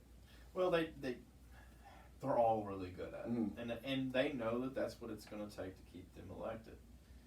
But you know, being taught growing up to follow your leaders, you know, your leaders or these people are not going to lie to you, so on and so forth. And, you know, this Mrs. What's her name, your third grade teacher, is not here. She's your friend. Mm-hmm. Well, when your third grade teacher is, you know, pouring that bullshit on, Mm-hmm. you can't really blame people for getting radicalized because, hey, these people are in charge. Like, they're making decisions with billions and billions of dollars and the welfare of this country, not only their district or their state, but the whole country overall. So they have to really know what's going on, right? Mm-hmm. Like, okay, and then they said that I don't know. They said Bernie Sanders is a nut, so we need to, you know, not do anything that he likes. And this guy over here said that Jim Jordan is the real one. Like, Jim Jordan is the smartest guy out there, or Kevin McCarthy, or just, you know, pick a name. You know, and then people get radicalized to that, and you're like, I kind of see it now because it's in your fucking face. If you follow any of these politicians on any social media platform, you get a big, I don't give a shit which one you choose. Mm-hmm. You get a big heaping dose of it. Yep. About every third tweet. You don't ever see anything positive coming from these Twitter platforms. You know, like, oh, yeah, you know what? I'm the senator for Arizona, and we just finished this big, say, park restoration project. You know, we did thousands of miles of hiking trails, and we have a huge recycling program that we've started, and we did a thing with orphan kids and shit. You don't see that. Yeah. Like, that doesn't get votes. Yeah. As to where that should be the only thing you're looking for, because it's a public service. Yeah. It's not a popularity contest. And so you get the converse to that. You got your Ted Cruz's and the good dudes you're talking about that are like, man, you know, there's like 16 dudes from Mexico walked across the border today, and 2 of them might have had guns, and I think one of them probably had an ounce or 2 of cocaine on him. So lock your doors at night, you know. It's a big migrant caravan. Like, seriously? Like, all right, yeah. I mean, I can do some research for myself. A lot of people don't, though. They buy in right into it. And what gets them, what I think gets guys like this Atlanta shooter is not the national level guys. Like, that's what introduces them to it. But then what happens is they get in that echo chamber and they start looking for people that Well, you surround yourself with it. And so then they find local people, you know, that are into it. And then you get that local guy that's considered a community leader, or he's a pastor, or he's, you know, or most of the time they're cult leaders, but nobody calls them a cult. They're a group of like-minded individuals, and he's the leader of that group. And then he's the one that's really given the fiery rhetoric. Yeah. And now you've seen him face to face. You've eaten dinner with him. You shook his hand. There's a level there of trust. When it becomes a personal Yes. level, then it feels all too real. Yes. Like, And then you got to prove that, and then there's always that like secret inner group of the group. Yeah. And, like you want to join that group, well, you got to prove yourself. shit you just and, heard about. Yeah. And so now you go out and you shoot up 3 massage parlors so that you can show that you're. And then you find out that they distance the shit Yeah. out We of don't know this themselves. dude. Never Yeah, seen him like, before. well, it's just like that church program he was a part of. They're like, oh yeah, no, he never really found Jesus, and that was one of the things that they've Mhm. said. Because I follow a lot of the skeptics, Yeah. the religious skeptics, and these dudes, they don't hold back any punches when it comes to shit like this. And Yeah. they dig, they dig deep. Yeah. Of course, that's the beauty of the internet. They'll find you. Mhm. And what you're describing is most likely what happened. Yeah. Is he got in bed, started out with the national rhetoric of dudes that he's never going to lay his eyes on. So, never going to shake a hand with this guy. Never going to. Well, it's Georgia. Let's just use Marjorie Taylor Greene. Yeah. Everyone's favorite. Yeah. Crazed whipping boy. That looks like Gary Busey. She does. She looks like, if you don't. I haven't seen her. She looks just like I Gary saw. Busey. She's the one that was walking around with the Bible trying to find the new. Yeah. Okay, I saw a faraway picture of that, but I couldn't really tell. Well, what if you she see her looked up close, I haven't seen her up close, but up close photos, I instantly think Gary Busey. But anyway, I'm knocking on somebody's looks. But anyway, let's just throw her out there, and you see the rhetoric that she is adamant on these things, and you see these videos that she's put out in the past, and it's like, the Parkland shooting being a hoax, and Yeah. going and chasing that kid down, and like, how did you get a meeting with Congress? And I can't, bitch, you're crazy. That's why. Yeah. And so she gets elected. Oh wow, she agrees that the election was stolen. She agrees with this. She agrees with that. So you kind of just start to fall in line there, just like you said, and it's just that's the first domino to fall, and the next thing you know, you're in it. That's very likely. Now, this is all theory, but it's very likely what actually happened because it's all too real. Yeah. It's too realistic because you're going to surround yourself with like-minded ideas because you're not going to be like me and you don't want to thumb through a Twitter feed of 50-50. Well, and you're going to surround yourself with people and accept the ideas of people who act like they accept you. Yeah, your so, like-mindedness. Exactly. Well, but what I'm saying is like you'll even shift your mindset to something else just because a group of people like you. Well, yeah. Especially if you're that far of an outcast and you're just looking to belong somewhere. Yeah. You'll adopt the beliefs of whatever group will accept you. Yeah, and you've been shit on so much, Yeah. and you're just like willing to, take it. Like, yeah, we'll do this, and then to show your worth to the group, you go do something stupid like this guy did. Yeah. So I don't know. There's a lot more of the details that I'm sure we're missing, and we don't know. But over the outward looks of it, you probably described it as close to realistically as what happened as there could be, and be a mix of his upbringing and the people he chose to run with and all that. So yeah. Well, I mean, but in my mind, that's how. I mean, yeah, details vary here and there. The starting point varies here and there and stuff. But every extremist that's ever been made on the face of the planet, that's how they get made. They're an outcast. A group decides that offers them acceptance if you believe what we believe. Mhm. Then they tell them, hey, you're not really part of the group until you show your worth. And they bring them along. They make them feel welcome. It's probably the first time in a lot of their lives they've ever felt included. Yeah. And they're willing to do what they can do. And then they get to a point where shit, like I said, I mean, that's how. That's how Islamic extremists are made with ISIS and stuff like that. They, your farms are failing because America's unjust wars in our, that's how every extremist ever made on the planet is made. Is they find these weak, outcasted individuals, act like they accept them, mold them, and then send them out to prove they belong in their group. Yeah, and then there you go. Yeah, it's not really complicated. I mean, that's just how it rolls. But I don't know a way to combat that. Like, because now when the age we're in, information, be it factual or false is so available, and you're like, no, I've got 54 articles here on Facebook that prove that this is true. Yeah. Like, this guy calls himself a doctor. He knows. Yeah. And then like, then now especially you're so ingrained to believe like places like PolitiFact and shit like that, or even what's the other big fact checker? Snopes. Oh, they're full of shit. They're liars. Yeah. And you're like, ooh. There was an article here a while back that Snopes had proven true, PolitiFact had proven false, and then a separate similar topic in Snopes had proven true. And so I was like, the fuck are we doing here, guys? Yeah, but everybody get on the same page. A lot of times though, you get them on.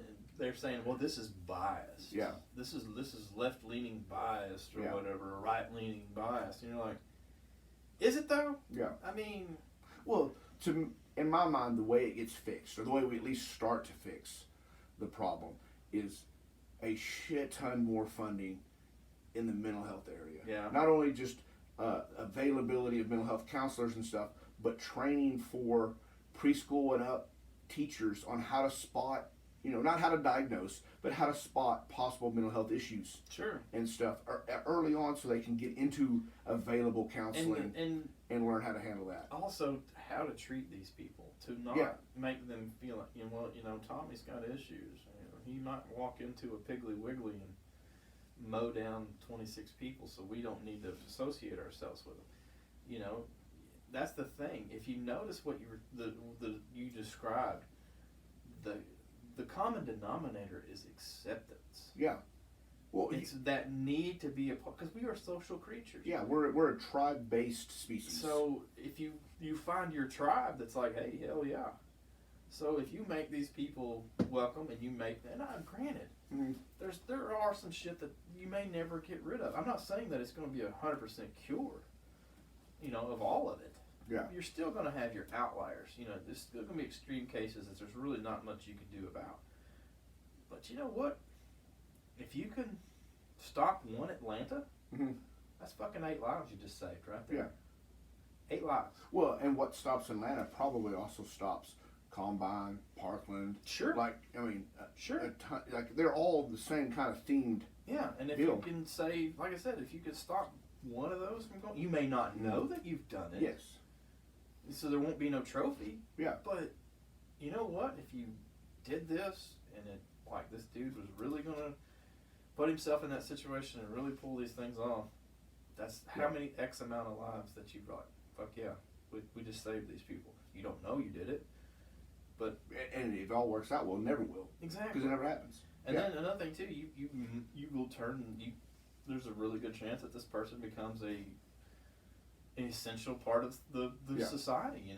He becomes gets a solid job, does all this shit. Figures out that he's not a piece of shit that he's been told his whole life and everything else.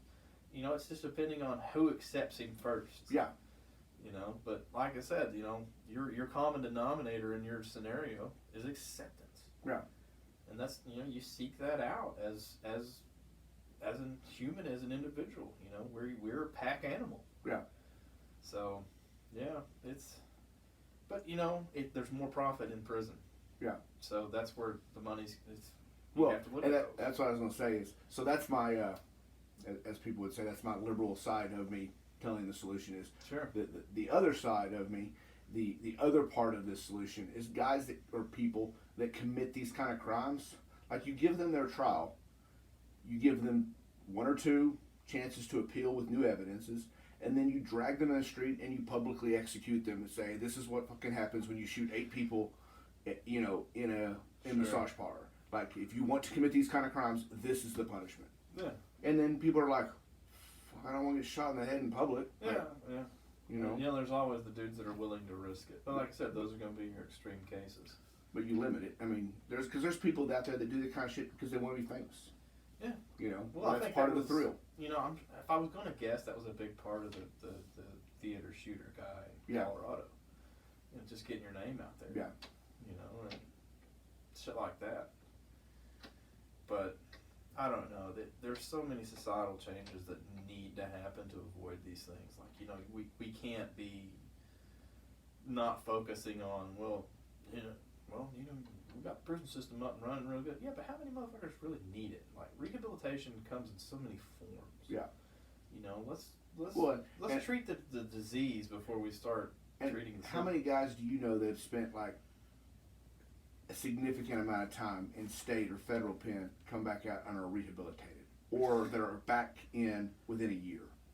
You know what I mean? Like, It's usually be. yeah, there's not a lot of rehabilitation going on. Really, No. there's more. Well, What's the term? Indoctrination. Yeah. Well, like, I mean, you'll send a dude to prison because he, unpaid parking tickets.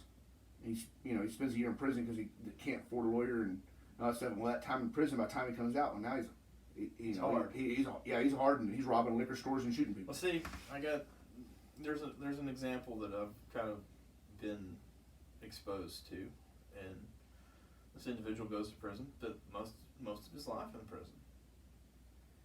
You know, he's told when to shit, he's told when to piss, he knows when dinner time is. I mean, everything is laid out for him. Doesn't know how to live otherwise. Mm-hmm. You know, so you commit that crime just to go back because, that's the only life you've ever known. It's Yeah. like, man, I've been here since I was 17. I've never had a real job. 35 years. You can't expect somebody to go from, 35 years of prison of never doing anything to like going in like, okay, here you go. Here's your shit. See you later. Well, that same thing happens in the military. That's why you get 28-year-old specialists Yeah. that they get out of the army because they've served their two contracts or so, and then they can't operate in the real world because nobody's there to tell them what to do or where to go or and all that kind of stuff. And so And you don't have the personality Mhm. for a job interview. Yeah. You don't have. You're not. Or you- do well, that. in my field in the military, you get out and all you've ever done in the military is combat arms type stuff. Well, now you're trained to do exactly two things: be a mall security guard or a small town cop. Yep. That's it. Like, it's the only job skills you have. That's it. And so And very, very limited. Yeah. It's just, I don't know. If I had all the answers, we'd already settled it. I think the first step is just more money in mental health. Well, that's and an training. enormous step, and admitting that, hey, this is where we need to go with Yeah. it, because a lot of people are like, no, we don't need that. That's no. Because mental health is such a taboo. Mhm. We've talked about this before. It's such a taboo with people that we don't want to admit it even exists. There's a lot of people out there in this world and in this country who it's a myth. Yeah. It's just a way to get drugs. That's a It's crutch. it's an excuse for your actions. Yeah. Yeah. Oh yeah, okay, yeah, you're depressed. Boo hoo. Get over it, Yeah. suck it up, get over it, and all that bullshit. Stop being depressed. Exactly. Just turn it off. Yeah. Like, it don't fucking work that way. Yeah. So that would be a huge step in treatment. Like, all right, we need to, and then catch it early on. Education about how this is how mental illness works. And is it a teacher's job to be a mental health counselor? No. But could they be like, nudge them and be like, hey, you need to talk to that kid right there. I suspect, I may be wrong. And just, go talk to them. And that's what I mean by training for teachers. Is just, hey, here are some, here's some things that you should watch out for. If you see these, you might, give them a little extra attention. Or, a big one is how kids react to things. Yeah. Like me, I was a kid growing up where, like, you could get on to me. In fact, I probably usually preferred that somebody come and chew my ass out when I made a mistake versus the arm over the shoulder comforting thing. I always felt awkward with that. But then there's kids out there, like, if you yell at them, they're done. They're shutting down. Yeah. They don't care what you say. But if you come up to them, put the arm around them, talk to them a little bit, and they'll love you and do whatever you ask them to do. Exactly. And so you reason it's and just, deal with them and things like that. Yeah, exactly. it's not a one shoe fits all scenario. It's not. And is it asking a lot of a teacher? No. But no, they're with them. They're with them 8 hours a day. Yeah, they're with them more than anybody else in their lives for 12 years. And if you can get it spotted early, Mhm. then you can be more effective. Things be like, hey. And that shit shows up early. Yeah. I'll give a personal experience of it and how well it works. So I went to Durant pre-K through third grade, right? Mm-hmm. And at Durant, I went to Washington Irving, and at Durant, because of how childhood works, because of my genetics, I was pretty popular. I was tall. I was, hadn't hit the gangly phase yet, so I was semi-athletic. So I was fairly popular in Durant. Well, then I moved to Bonham, Texas, where I was the new kid.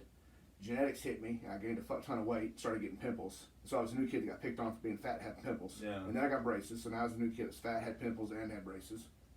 And I became angry and became a bully because I was bigger than everybody else and was picking on kids, getting in fights all the time and stuff like that. The counselor over there at Bonham, Miss Justice, basically pulled me aside, and I started having like weekly meetings with her. And they weren't even like counseling sessions; they were just her checking in on me. Hey, how are things going? See, that goes a long and stuff. fucking way. Yes, and like working on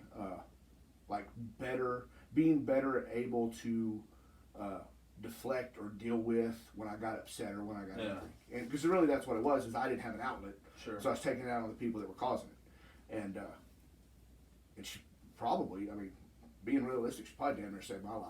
Because there's no telling, as a 5th grader kid, when you get into like violent bullying, not like just picking on kids, but like violent bullying and stuff like that, like if that stuff doesn't get nipped by the time you're 8th, 9th grade, Sure. like that's who you are. But think about this though. Step back and how, in her shoes, how big of a deal was that to her? Like, No, small for her, it's potatoes. probably a 15-minute conversation she had once a week with a kid in her school. Exactly. Like it probably, I was probably a name on a calendar. Then you flip it. Yeah. It's enormous. Yeah, I'm 38 years old and remember her name. Exactly. I couldn't tell you another. I was in Bonham for 3 years. I couldn't tell you another teacher's name. See, that's the thing is that's so impactful when you get somebody who is compassionate and takes just 15 minutes Mm-hmm. out of their day to be like, hey, I mean, what's up? I mean, it don't have to be 10 minutes. What's going on? How's life? You doing this? You enjoying this? Whatever. Just to show that, hey, Yeah. you're not in this thing alone. And that goes so far, and it needs to happen more often. But then again, you look at the population sizes of these schools and stuff, that would be the entirety of some of these people's day, maybe. Yeah. You don't know. That's where we were fortunate,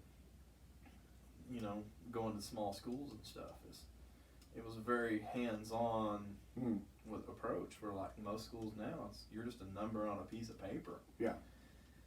But anyway, I mean, you set aside some funding for that. Mm-hmm. Like, hey, this is what this person does. All so on and so forth. Then you got more people wanting to do that. Yeah. And therefore, there's a career field in it. Mm-hmm. One thing leads to another, and it And saves a life. You get people that are interested in doing that versus just this is what I got stuck doing. Well, there's people that are probably built for it, Mm-hmm. that are there in this world right now that would be excellent at doing such a thing. But that niche doesn't exist. Yeah. You look at it as there's no money there. There's no Yeah. funding for this. I can't provide for my family doing that job. with what they pay. Exactly. I would have Yeah. to work. I would have to do that during the day and then work at Dollar General at night Yeah. just to make ends meet. Yeah. So that's where the funding would come through, and that's the whole mental health funding. We're not talking about like funding your local mental institution or something like that. It's funding for that. It's funding for counseling and stuff like that for kids and whatnot. And I'm not even talking new programs. Like just fund what we got. Yeah, just You beef know. it up a little. Yeah. Maybe hire 2. Yeah. 2 or 3. Somebody, and then, don't saddle them with, you need to be the librarian and also you need to be the person to get them into college. That's what I was gonna say. You can't be ours was like the career counselor, the librarian. I think she was in charge of the lunchroom. Like She had a whole. She wore 7 or 8 different hats. She had a whole hat rack. Yeah. You can't do that. Like, that's the whole thing is, you're depriving. I don't think I ever, in the entire time we were there, saw her act as a counselor, but like maybe once or twice. I always, anytime I she was think doing it was by accident. Yeah, if somebody come and found her. Yeah. And that's not a shot at her. That was just she had so much other shit to do She from the was school that over she was so much. Yeah. So I mean, that was the thing, though, and that's the thing too. You look at that's a lot of the school faculties. Mm-hmm. If you're not a dedicated history teacher or something, Yeah. like you do more than one thing. You drive a bus, you do this, you do that, and it's for the simple fact of we can't afford to pay somebody dedicated to do just the bus driving job. Yeah. And B, that you're available now. You'll do it for that's how they justify paying you. Yeah. So yeah, I mean, just that alone in the public education system would be a huge upgrade. That's like Heather always teases me. I have a tendency to adopt. And I say air quotation marks. Like coaching Landon's football teams and stuff, or his sports teams or other events that he does. I have a tendency to adopt like the troublemaking children on the team. Sure. Versus the, typically you see the kids that get adopted or get, favorites played and stuff, or like the popular good-looking athletic kids and stuff like that. And I have a tendency for the other direction. Yeah. And Heather likes to tease me about it because I have a lot of adopted children around town from just coaching youth sports for so long. Yeah, but think about the impact that you have. And that's what I tell her. I was like, listen, like, yeah, I could go out there and like play favorites with such and such kid, but he's gonna get that shit his entire life. Yeah. I said that may be the time that child only felt like they were important. Yeah. It's the impact on them. It's not you. It's them. Yeah. That kid. It's probably, let's be realistic. That kid's probably getting shit on at home, and or the flip side of his parents work 5 jobs, and he never sees them. He's left to his own devices, and being a shithead is the only way that he can get any attention. And any positive feedback, any feedback period, positive, negative, or otherwise. And so, the parents can finally scrape together enough cash to get the kid thrown into youth sports, and you have that positive impact, and that kid's like, hey, maybe I'm not this piece of crap that I thought I was. So I mean, it's just the impact right there. That's one of the best things, with Heather being a counselor. One of the best things she's taught me about interacting with kids in the counseling field is that like those kids that act out, they're not acting out of anger or out of like angst or sadness or something like that. They're just acting out in the only way they've ever been able to get attention from the people they want attention. They're looking for attention, and that's the only way they've ever been able to get it. So that's what they do. Yeah, and if you head them off at the pass and buddy up with them before, they have a chance to act out. They don't know how to act. Yeah, like I'll probably get some shit for making this comparison, but I've decided that like raising kids under about 10 is really about the same as training a dog not to shit in your house. Yeah. Like reward when they do what you want them to do, and just kind of like remind them that the negative stuff is bad, but reward them for the good stuff, and they'll pretty much act whatever you want them to do because they want the reward more than the punishment. Sure. Right? I'm not saying don't wear your kid out. Your kid acts up, wears ass out. Make sure they remember what they're supposed to do, but don't also forget to reward when they do the right thing. Yeah, sure. There's a lot of things that we could do different as a tribe to combat these things, but until we can, there's so much to digest to make these changes. Well, first we're gonna be able to admit that it's an issue and have a conversation about Well, that's the thing. That's the real starting point is that. That's the whole thing, because you got too many people out there now. They're going to come after our guns. No, they're fucking not. Just stop. Just stop. Oh, and now they're going to, you can't do this. They're canceling this. I'll tell you right now, if these groups of people that they're claiming could cancel things, it wouldn't be fucking Dr. Seuss. Like, I think cancel culture is a real deal. I think we've gotten to a point now where we're like we're like closing shit down. The examples that they're using are bullshit. Like the Dr. Seuss one. The publisher did this. Yes. Like, if you looked at some of the characters, and the 6 books that they decided not to publish anymore, nobody can name them because no one has ever read the motherfuckers. Yeah, they're not the famous ones. That's so for starters. And then you get into it and you look at some of the pages, the illustrations of these books. Oh my God, it's vaudeville. It's blackface and vaudeville basically. You're looking at it and you're like, holy shit. Yeah, we this isn't good. Yeah. So, we're canceling this, we're canceling that. And the people that are screaming cancel culture, they need to go talk to Colin Kaepernick. Because they're the ones that tried to cancel him. Yeah. That's the deal. Is everybody these are both sides do it. Well, yeah, but the ones that are calling it out Yeah. are just as guilty, if not worse. You've got your Nike burners, you've got your Colin Kaepernick haters, like the NFL. Yeah. But then when people are like, you know what, maybe we should quit. When they do it to themselves, like, these Dr. Seuss books are no good. Like, you know, because if you see the illustrations, it's clearly, clearly your 1950s. You know, it's like the shit. The Three Crows from the old Mickey Mouse cartoons. Yeah. And then the Pepe Le Pew one. The one that bothers me the most about the Pepe Le Pew one, it's not the act. It's not the he's trying to get laid. It's about consent. If you look at it for me, it's like he's trying to fuck that cat, like whether the cat wants it or not. Yeah. That's the issue. You know, that's the problem. It's because you can look at movies like The Addams Family or anything like that. Like Raul Julia in the Addams Family film is a sexual beast. But so is Morticia, right?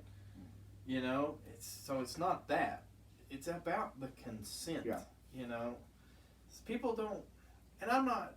You know, I'm just saying it because of the liberal side of me. I'm saying look at it from a fucking reasonable standpoint. Yeah. You know, you look at these things, you're like, yeah, we need to not do that. We don't let 4-year-olds watch cartoons. Well, that show, you know, hey, if you just kind of keep forcing it. Exactly. That maybe one day you might get your pecker wet. Yeah. That's basically what that boils down to. And then, you know, it's like to get up in arms over that shit, but then like when this happens, it wasn't about race. No. You don't hear these people talking about these things. So the argument that gets me going with the whole cancel, because I agree with you. Like a lot of the stuff that they've come out with that's older, significantly older, like the Pepe Le Pew and some of the Dr. Seuss books and some of the other stuff, the way things were portrayed, you know, back in the 30s and 40s and 50s in film and TV. You know, I get it. But what gets me is you'll have the person up there that, you know, is just anti all this stuff, wants it all gone, cancel it all, get rid of it and stuff. But their favorite artist is Cardi B. Well, that's who is a famous person who has publicly admitted that when she was a stripper, she would drug men back at their hotel rooms and steal all their shit and leave. Like, she's admitted to date rape and theft, and everyone's like, she's a feminist hero. I'm like, come the fuck on. Yeah, there's that, but then what bothers me is people are saying that what's happening is this movement, is these people are empowered to cancel these things. Yeah. Like this group and they're blaming, you know, the groups of people are like, well, you know, I read this meme today. It was like, you know, if the left really had the power to cancel things, you know, they would start with like public prisons and shit. Yeah. I mean, yeah, you would go after the things that you've rallied against this whole time. You wouldn't pick and choose these small little tidbits of, oh, well, you know, he used terrible language on Twitter, so we're going to, you know, 20 years ago, so we're going to go after this guy. We're like, God, stop it. Stop it. That's what happens, though. I mean, look at... But it's not policy. It's individuals. No, but that's what cancel culture is. Yeah, but these people are going after, you know, like Jim Jordan. Jim Jordan is wanting to start a congressional hearing on cancel culture. Yeah. Are you fucking serious? Yeah. Like, how big of a waste of time is that? I see what you're saying there. I thought you were saying that that cancel culture in itself. No. It isn't. No, It's I don't like it any more than anybody else, but then I look at the reasoning behind the things that they're rallying against. Now, some of it is completely and totally fucking ignorant. You know, I get it. Like, if Paula Deen said some shit in 1986, I mean, come on. Like, we can't go after her now. Did she commit a crime? No. Like, you know, that bothers me. You know, you're going to go back in time 30 years, 40 years, and be like, this person used some terrible language. Yeah. Well, okay. So we're going to make them pay for it 25, 30 years later and ruin their career. You know, and then you go with the people like Kathy Griffin is a good example. Yeah. You're talking about cancel culture. There you go. She got canceled bigger than shit. Why? Because she came after Trump. Yeah. No, it works. Cancel culture works both sides. Yeah, it works both ways. No, it works the both ones ways. that are calling it out right now. Although she redid the post Yeah. that she got canceled for and was like lauded for it and celebrated for it and probably got Well, most of her stuff back. yeah. Like the time frame when she did is what hurt her. She'd have waited 3 more years and done it. It'd have made her more famous. Well, yeah, but I mean, she still just went out on a limb and done what they do. I mean, you look at she got it because she was famous. Like if you ever go to a Guar show, they do shit like she done. Yeah. Every single night they Yeah. do it right out in the open, with full blood, with full everything. Yeah. And it's just their thing. It's just satire. Yeah. It's all it was. But people got all up in arms over it because she's an outward leftist, and Yeah. they just, oh no, you don't. Well, and then they do the same shit to Colin Kaepernick. But then when it comes to Dr. Seuss, we're like Kevin McCarthy reading Dr. Seuss on Twitter, and not even a book that's even mentioned. That's what I was gonna say. It's like if you're gonna post something like that, at least read the book that was canceled. Yes. Yeah. And show the pictures. Yeah. Yeah. Because that's the problem with these people. They don't do their homework. And like I said, I look at these things. I don't have a problem with it. Like I look at it like that was the publisher's decision. Mm-hmm. They look at it and they're like, man, this isn't going to bode well. This didn't age No. at all. These books aren't popular anyway. If you're gonna scream and cry about individual rights and like freedoms that America Sure. offers, then you can't get pissed when an individual person or the business that owns the product, The person that affects the most. yes, decides that, hey, I'm not gonna do this. That's Well, like the I'm sure it was more of a business decision than it was anything, because I looked at the 6 book titles. I'd never heard of them. yeah. And they probably didn't sell a whole lot of them anyway, so Yeah. it was more of a, we're going to spend all this money publishing these motherfuckers, and the only people that are really going to have them are people that are actual Dr. Seuss collectors. Mhm. Like I have to have every title. Those type people. I've got my entire. I'm sure I don't know anybody that does that, but I'm sure that they're out there. There's collectors in this world.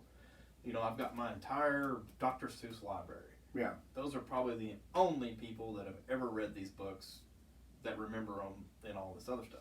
And so for me, I look at it like this. I'm like, the publisher of this and the people that own the rights to this, the Seuss estate and whoever, I guess, they looked at it as more of a business decision. Like, these books aren't selling, so we need to quit wasting money putting them out there and just ride green eggs and ham to the fucking bottom. Yeah. And then it turned into, well, they're canceling Dr. Seuss. Are you fucking serious? Yeah. Like, stop it. Well, yeah, it's like there was a lady in, I think, fucking Houston. They got arrested at a bank because 2 days after the Texas lifted the mask mandate, she refused to wear a mask in a bank. Who had like a posted policy of masks are required to come here. Yeah. And she's throwing a fit about her individual rights. And all I can think of this whole article is the bank has the right to decide that. Like, yeah, no shoes, no shirt, no service. yeah, like if you don't want to wear a mask, don't bank here. Like, vote with your money and pull your money all out of that bank. Go find a bank. It's a personal decision, and that's the thing. It's the same thing with Twitter. Oh, they cancel them. They're censoring. They're not censoring shit. They're not the government, folks. Yeah. Well, it's their platform. You agreed to their terms of service. You play by their rules. Yes, I think people use generic wording when they talk about stuff like that, like censorship and violation of their First Amendment rights and stuff. But when it's not. Well, but I also do think that Twitter is very biased in who they censor and who they don't on their platform, because they cut Trump off for all his stuff, and that's great. If you want to say he violated the terms of service by instigating an insurrection and stuff, and you want to cut him off, great. We'll also cut off the head of ISIS who has a Twitter account. Head off the president of China who has a Twitter account who's currently running Holocaust I get camps. what you're saying. Like, if you're going to do it, do it. But it's a piss poor example of them to say that they're censoring you. Well, but I think that's just because most Americans use generic terminology. Well, they're also, but how many Americans follow the leader of ISIS on Twitter? Yeah. How many people follow? I don't, and only because I don't want to be on a list where my security clearance stuff. Well, that comes too. But I mean, what I'm saying though, who follows Ji Jung? I think that's his name. XI. Yeah. That's how it's spelled. Anyway, who follows him on Twitter? Like nobody. Like they do because he's their guy. Yeah. You're going after the big names. Like the big name fucks up, that's who's going to eat it. They got Marjorie Taylor Greene this week because she keeps spewing just complete and total falsehoods. Like 1,000%. This has already been proven bullshit. Yeah. you got to stop. And people are and you're making policy decisions based on these Yeah. claims. You need to be. We need, we don't want that. We don't want to be. They don't want to associate themselves Yeah. with endorsing that. So they're a private company. Do whatever the fuck you want. It's the same thing with the bank. The lady walks in there without a mask, walks past the mask sign, Mm-hmm. and Where they're giving out free masks. Like if you don't have one, grab one. yeah. Yeah. And then she falls down on the floor. I've seen this whole thing. Falls down on the floor and acts like a fucking idiot. Yeah. I'm sorry, man. Yeah. Texas says you don't have to mandate it, but Texas also says if you want to use it, you can. Yeah. So Well, and that was. I'm a big fan of that decision. I think that. well, that's the State ultimate government- personal freedoms decision. Yes, and that's what Texas said. Texas because there was a lot of like pushback when Texas came out with this policy. Their timing though was awful ironic after that the way they handled the snowstorm. Yes, but like that's basically what the governor said was like, hey, the state government is not going to tell you what to do with your business. Yeah. Feel free to have a mask policy or not. We're not going to mandate it. Yeah. And he even, I don't know if it was him or some other politician, even came out and said, hey, we think you should still probably have them. We're just not going to tell you have to have them. Well, they also came out and they said we will provide guidance if you need it. Mhm. Like we will give you. We'll help you numbers. if you need it. Yeah. Exactly. Yeah. Because they still got the CARES money Well- and all that shit where they could get the free masks and all Yeah, that shit. like we went to Texas over spring break to Allen, and I would say I really thought that it'd be 50-50 or even maybe 40-60 of people wearing masks and not wearing masks. Yeah. Like I thought it wasn't going to be a ton of people. Now, I bet it was 90-10 wearing masks. Yeah. Like, almost everybody was still in a mask. That's the way it was in Florida. And so that's what I think. If you give people, yes, you're going to have those idiots, like the lady that got arrested in the bank. No, they're the ones that make the news. But I think if you let people just decide for themselves, most people are going to go like the safe, threat assessment level of, hey, I should probably wear a mask in public because we're not quite over this thing. Well, and they're going to decide on their own to do it. Here's the thing: if I want to go to a business and Mhm. the business says, "Hey, you know what? You got to wear shoes to come in here." Yeah. People never question that. Yeah. Like, okay, yeah, that's fine. Well, and yeah, make you wear the shoes for sanitary reasons. Exactly. Yeah. And it's not far off from this discussion we're having. Yes. And then you go to you see this sign and people love to post this one, and it is, "We reserve the right to refuse service to anyone." Mm-hmm. Same concept, ain't it? Yeah. We're cool with that. What's the deal here? That's what I don't Well, understand. but that goes back to that whole like what I see as a giant problem in America right now is the inability to differentiate the exact same circumstances just because of which side of it you fall on Yeah. at that particular moment. Yeah. Like, it's the whole like I should have the ability to refuse service based on religious beliefs Yeah. to the gay couple for the cake. Yeah. But you shouldn't have the ability to refuse service to me because you want me to wear a mask. Exactly. Like, that is exactly it. The cake baker it's the one, same fucking argument. and it came full circle this Yeah. time. Now it's like you got something that the right can champion in the cake baker, and then you've got something that the left can champion in the mask mandates. Yes. I mean, it's almost like every decision in the world can be made with just an A equals B equals C equation. Well, And just you have to sub the headline in to get where you want, yeah. and everybody can't get C right every time. Yeah. It's like, oh, my political beliefs don't equal C, so A equals B equals C in this Yeah. equation for me, but over here it's D. Yeah, exactly. It's like, fuck, it's the same decision. It's the same argument. And it all comes back to the hypocrisy argument. Yeah. I read this the other day and laughed my ass off, and it said if hypocrisy was a disease in this nation, there would be no one left. Like, yep, you're right. No, you'd be pretty close. You would be like fucking a few people left, and that would be it. Yeah. Congress would be gone. As a whole. They'd be the mass spreaders. Oh yeah, they were the super spreader event right that's there. what super spreaders. So, I don't know, man. You look at it and it's like, wow. You see these people and they're just foolish. But, to criticize a business which is doing best for that business, Mhm. like we're doing this for ourselves. And like I'll go back to the Dr. Seuss thing. I think deep down that was really the decision that was made. Yeah. It's like, look, we're only selling like 200 copies of this a year. It's not worth printing thousands of copies. Let's cut Yeah. it off and be finished. and the cynic in me says, and somebody in the room said, "Hey, if we do it right now, we'll probably get some positive press Yeah. out of this too." Yeah. You know, it was considered. Like there's somebody in that room that mentioned something about that. Sure. I mean, but still, I mean, it's like to blame a group of people over a business doing what's best for themselves. Like, you know, they ragged them. You never heard of this until they actually done it. Yeah. Well, and I'll even go a step further. Let's give them the altruistic look, and they didn't do what's best for themselves. They felt like maybe they did it because they felt like, hey, these books are kind of they are kind of discriminatory, kind of racist. Somebody pulled one off the shelf. We should do the right thing and not publish these because of how it makes people look. Sure. At them. So maybe they even made that decision on their own. Like it doesn't matter what the decision making process was. It's a business. They can do whatever they want. Exactly. They can come out and say, hey, we're never publishing Cat in the Hat again because I don't like the way Cat's drawn. Exactly. It's their business. Exactly. Let them. Exactly. You know? And that's it. That is it. You know, if they decide, you know what, we're not producing another one, not a single page of this shit ever again. Like, I don't give a shit which book. You pick one. I don't care. Not happening. Yeah. We're done. Okay. That's on you, man. You know? That's just how it goes. Yeah. But they don't look at it like that. They're like, well, they were just bullied by AOC to do this. AOC probably found out about it at the same time we did. You know, I don't think they consulted them first. Based on her Twitter feed, I don't think that she's probably a big Cats in the Hat Dr. Seuss fan anyways. No.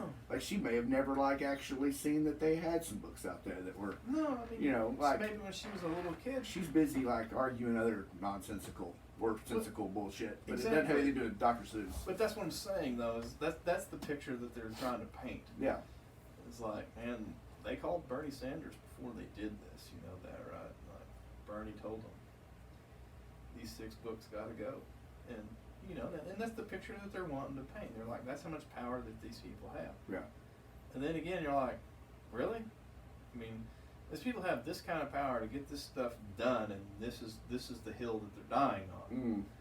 You know, there's so much other shit out there that needs to be canceled. Well, but that's easier to sell.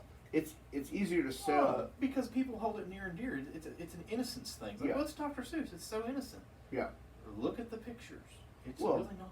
It's also easier to sell to a group of people that some people in power have the ability to get 6 Dr. Seuss books canceled that nobody's ever heard of, versus like, you know, they are out to completely change Americans. Like you get people to buy into the nickel and dime shit, and then the big picture sell becomes easier for people to buy. Yeah, I mean, you start throwing the puzzle pieces together, then all of a sudden, boom, it's there. Yeah, I mean, I guess you're not going to take your biggest bite first. Well, yeah, when you're trying to convince somebody of like the global domination theme, you know, some people try to sell. You don't sell them on the global domination.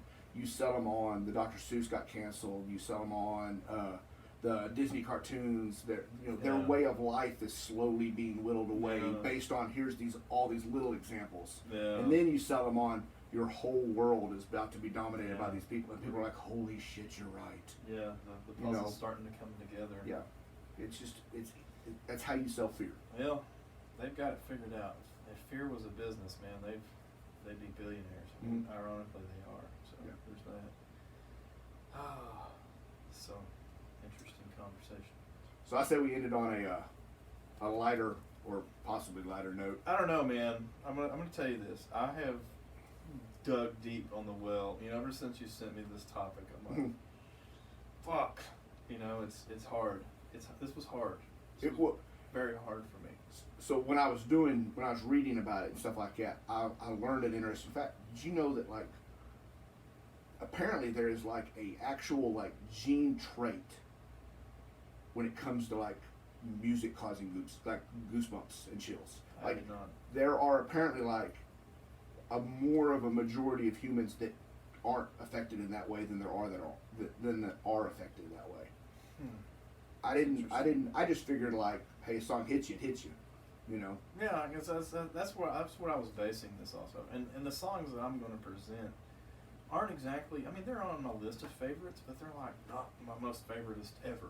You know. Mine's kind of the same. These are songs that I went with the meaning of it, because you know me, I do the research. Like when I find something, I fall in love with it. I do monsters amount of homework, you know, Yeah. and like I know what the artist was going through at the time, the lyrics and all that shit. So I'm like, then it hits you even harder the second time you hear it. You know, that's what I went with these. You know, I didn't go in there and be like, oh yeah, Stairway to Heaven, because you know, my first Led Zeppelin song. Like that's the reaction everyone has. You know, I get it. I do. I understand. The first time I heard Paranoid, you know, I get it. That's not what I'm after here. I'm after these songs that like really fucking touch you, and you know, it's like, fuck, that's just brutal.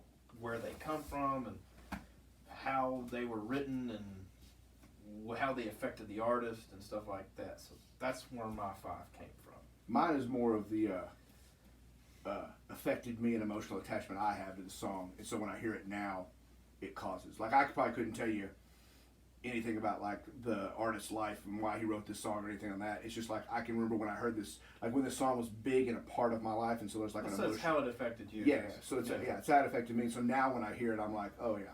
Okay, so that's fair. Well, you can start. All right, number 5. Oh wait, yeah.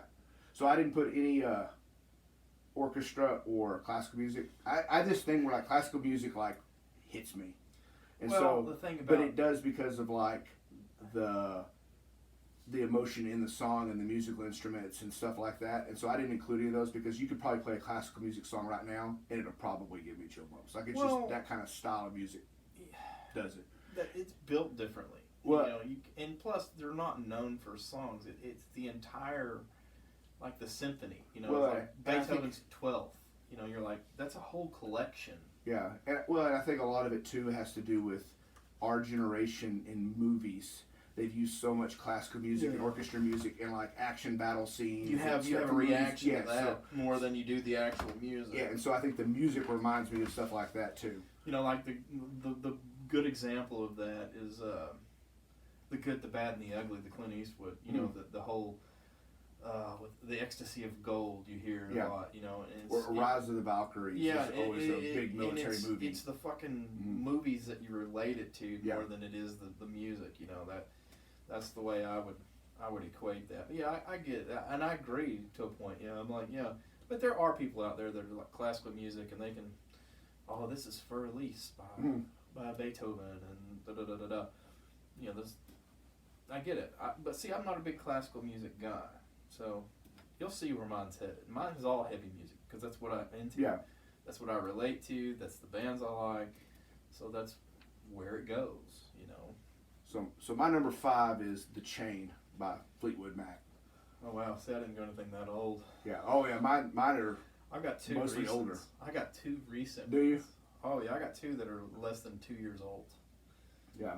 But you'll understand when I explain. You probably never heard these songs. You'll need to go check them out. But there's like, fuck, you get it. The Chain is a good one though. I enjoy that. If I was going to choose a Fleetwood Mac song, that one. Yeah, the Chain's kind of one of their bigger ones. That's there. Yeah. Why the reaction? I just always liked that song. Even when I was a kid, it was like the Fleetwood Mac song that I liked. And then, I don't know, it's the whole like, the idea of like, no matter what you do, like this is like you're chained to me, I'm chained to you. I don't know. It's just, there's an emotional attachment to the song. I like it. Okay. And the Guardians of the Galaxy movie used it fucking great. Yeah. Like that has nothing to do with why the song's on the list, but when it started playing in the movie, I was like, fuck yeah, this is awesome. It does doll it up a little bit. It does. You got to admit. I mean, it does. It was the perfect song for the perfect moment. So yeah, that's fair. Yeah, it was used greatly in that movie. Yeah. Okay, so my number 5 is When a Demon Defiles a Witch by Whitechapel. Okay. All right, this whole record is called The Valley, and I was never a Whitechapel fan until this album. This is their latest record. And basically what this album is Phil Bozeman, who's the lead singer of this band. His mom was a bad manic depressive and a drug addict. Mm. She died.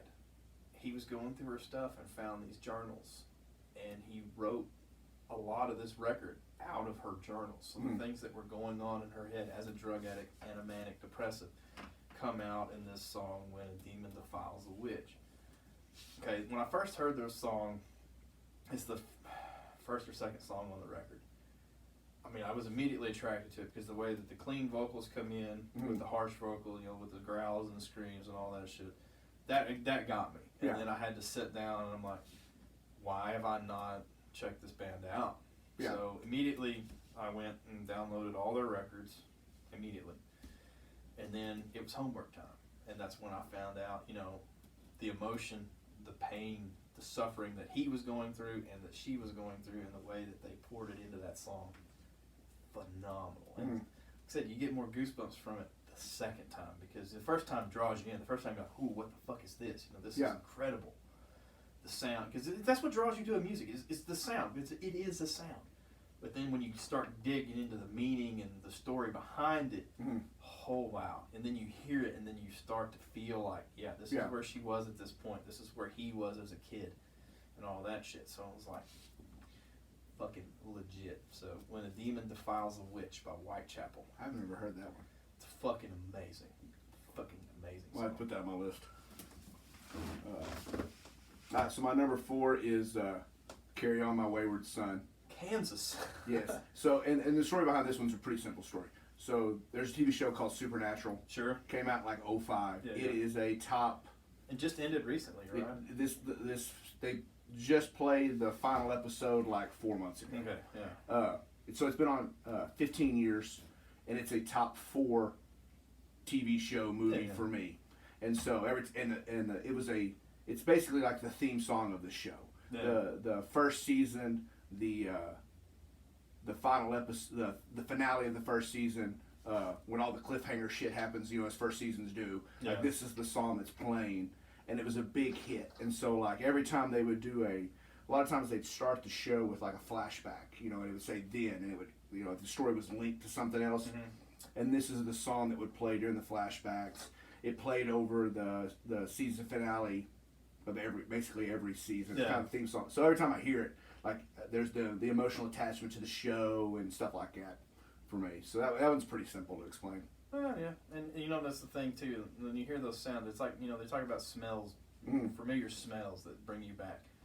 A lot of times too, the music does the same thing. Yeah. You hear this song and you're like, it instantly takes you back to something that you enjoyed. Like, you have a fond memory of that and the better times and whatever, be it youth or whatever. Yeah, I get that, and that's a cool song too. Kansas is kind of one of those bands that you only know 2 of their songs: "Carry On My Wayward Son" and "Dust in the Wind." Yeah. That's really about it for them. Well, that's pretty As much far it. as the popularity goes, I mean, I'm sure there's some devout Kansas heads out there. I've never met one, but When Supernatural ended, of course they had like the credit scene was basically like flashbacks of the characters throughout the show and stuff like that, and the song was playing over it and everything. Kansas, the band, on their Twitter account, on the Twitter account, shared a link to like a YouTube video or something like that, and it was just a clip of this playing, and it was basically like thanking because the Supernatural like has like a family following. Yeah, sure, and it probably introduced a lot of people to Kansas that had never. And so they basically like thanked the cast and the director for including them in the journey, and it was a pretty cool like little band video, saying, hey, we get how popular we've been, in recent years because of your show. Thanks for including us, type deal. Nice. So well done. Okay, well, my number 4 is "Where Owls Know My Name" by a band called Rivers of Nile. All right, this is a concept record, and this whole album, and this is a death metal album with saxophone. I know it doesn't sound like they go together, but they do, and they're incredible. But this whole album is basically you're the last person on the planet, and you're having these flashbacks and these memories and stuff like that. And this song is based on that. This dude is laying alone, and he's, how he wished people away in his life, and this is one of the opening lyrics is, "So I wished you away." Yeah. And now these memories are flooding back and stuff like that. So that song for me, it's one of those exciting things where you discover a band. You find this new music and you fall in love with it. That's one of the experiences. That and that Whitechapel song. Those are the 2 new ones. That's why they're 5 and 4. Yeah. Because And the reason they have that much meaning to me is because, you know, you're always, if you don't have new shit on your list, you know, you're not evolving. Yeah. You know, you constantly, so you're always looking, you know, there's tons of stuff out there that I wouldn't give a listen to. This was one of those bands. So I was like, man, I look at this record cover and I'm like, Yeah. it does nothing for me. But then I break down, pop the YouTube on, and discover this. Yeah. Wow, you know, just incredible. Songwriting is perfect, and the message and the story and all that goes with it. It's like, this song is awesome, and it's one of my favorite records. I listen to that album, that and that Whitechapel record. I listen to it probably once a week. Oh, really? Through and through, the entire records, because they're just that good to me. Of course, you know, I'm a music junkie. You know, I don't do Spotify and shit. Like, I buy the record because I want it all. Like, I'm a completist. You know, we did a lot of Spotify over vacation. I'm like, oh, that's a great song. That's Blood and Thunder by Mastodon. All right, the next one is Cave of the Birchmen. And they're like, oh, it's not, though. It's not the record. It's just... And the next one's Taylor Swift. Yeah, it's just a cut. So I was like, shit. Yeah. So that band, those two bands are the newer ones. If they're not new at all, I think Whitechapel's got several albums, like 7 or 8 albums out. Yeah. River Nile only has 3. But anyway, that they touched me like, it was like, fuck. You know, I could imagine being that guy, the person that's left on the planet. Like, you're laying there with all the regrets of like, man, you know, when people were around, this is how I treated them and shit like that. So that's what that song was. That's how it touched me. So anyway, pretty good stuff there. So Rivers of Nile. So my number 3 is my only metal song on here. Gotcha. And the reason it's my only metal song is I tried to differentiate between songs that get me pumped up, Sure. and songs that like hit me somewhere. Sure. This song though is on both lists. Only One by Slipknot. And I know that's not like if you're gonna pick a metal one that hits you, like Only One is definitely a song that like should get you pumped up and kind of in a violent mood. Yeah, but I mean, that's the basis of the whole song. Yes. That only one of us walks away. Yes, the whole song is basically him and he's telling another guy like only one of us is walking out of this room alive. Yeah. And but I don't know, there's just something about this song that like every time I hear it, like it just sets me like right in that perfect zone of like I'm amped up, but I'm also like I don't know, just kind of in a zone. Yeah. And so it's definitely my if I'm driving in traffic, it's definitely it becomes on the playlist pretty often And it's to get me through traffic. It's on their best record, Iowa. If you really want to step out there, you know, that's the best record they ever put together. And they'll admit that too. Yeah. That was every song on that album could be on I'd have to like intentionally whittle songs off of that album on my top 10 like songs to handle. Because you can listen to that whole album and it just gets you ready to go. Well, the thing about that record too is, I mean, it was their first record was huge, and in the first record, well, I'll say the first record, their self-titled album gets all the fanfare in the world because it's how the world was introduced to the band. But the second one, you get to see what the band can do. Yeah. And that one to me still stands as their best album. They're like hands down, far and away, and plus where the band was at that time. I mean, they were all drug addicts and drunks and shit. But you tend to pour more into it at that point, and man, did they ever!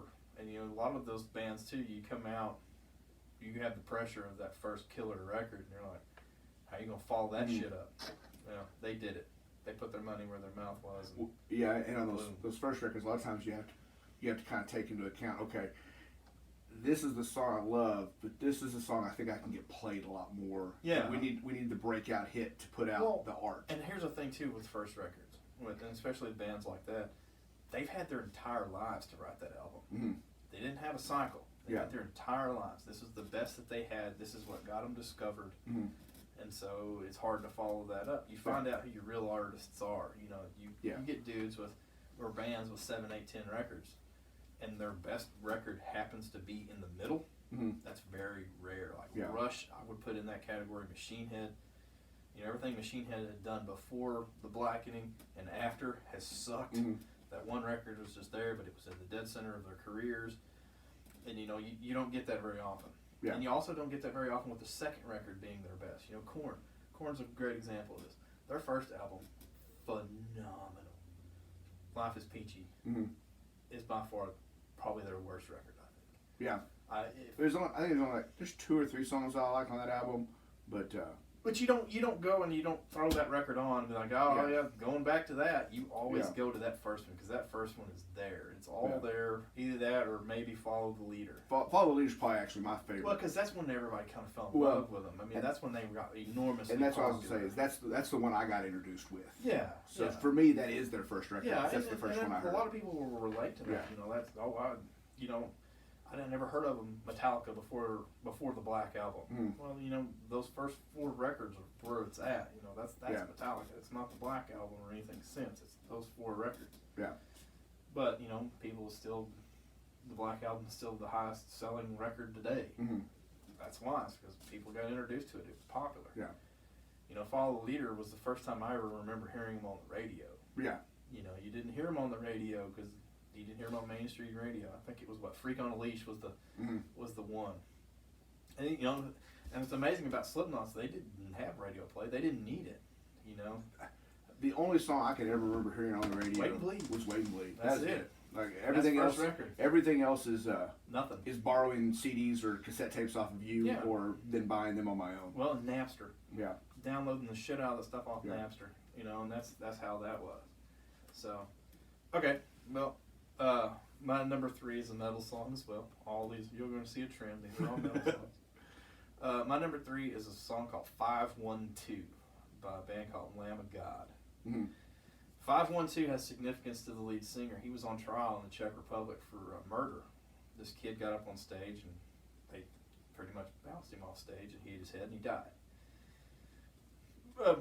No fault of anyone's except the kid, you know. Mm-hmm.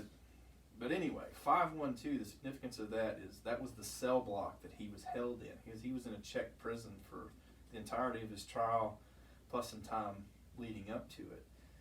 And this prison was pretty famous because the opium trails ran through there, and lots of beheadings went on in there. Oh, yeah. And things like this. And so you hear this song and you're like, damn it, that's killer. Because some of the lyrics are, you know, it's one of those open air prisons. So it goes 4 bars laid across the sky. So that was his window, was the 4 bars. And then the other lyrics in there, he said, my hands are painted red and my future's painted black. Because, like, if this doesn't go my way, it's over. Like, I'm stuck not only in prison, but in a prison in a country I'm not from for a crime I had nothing to do with. And I'm going to rot here. Because, you know, Czech Republic, you go down for murder there, you fucking ain't coming back. Yeah. So you feel that in this song. You feel where he's at.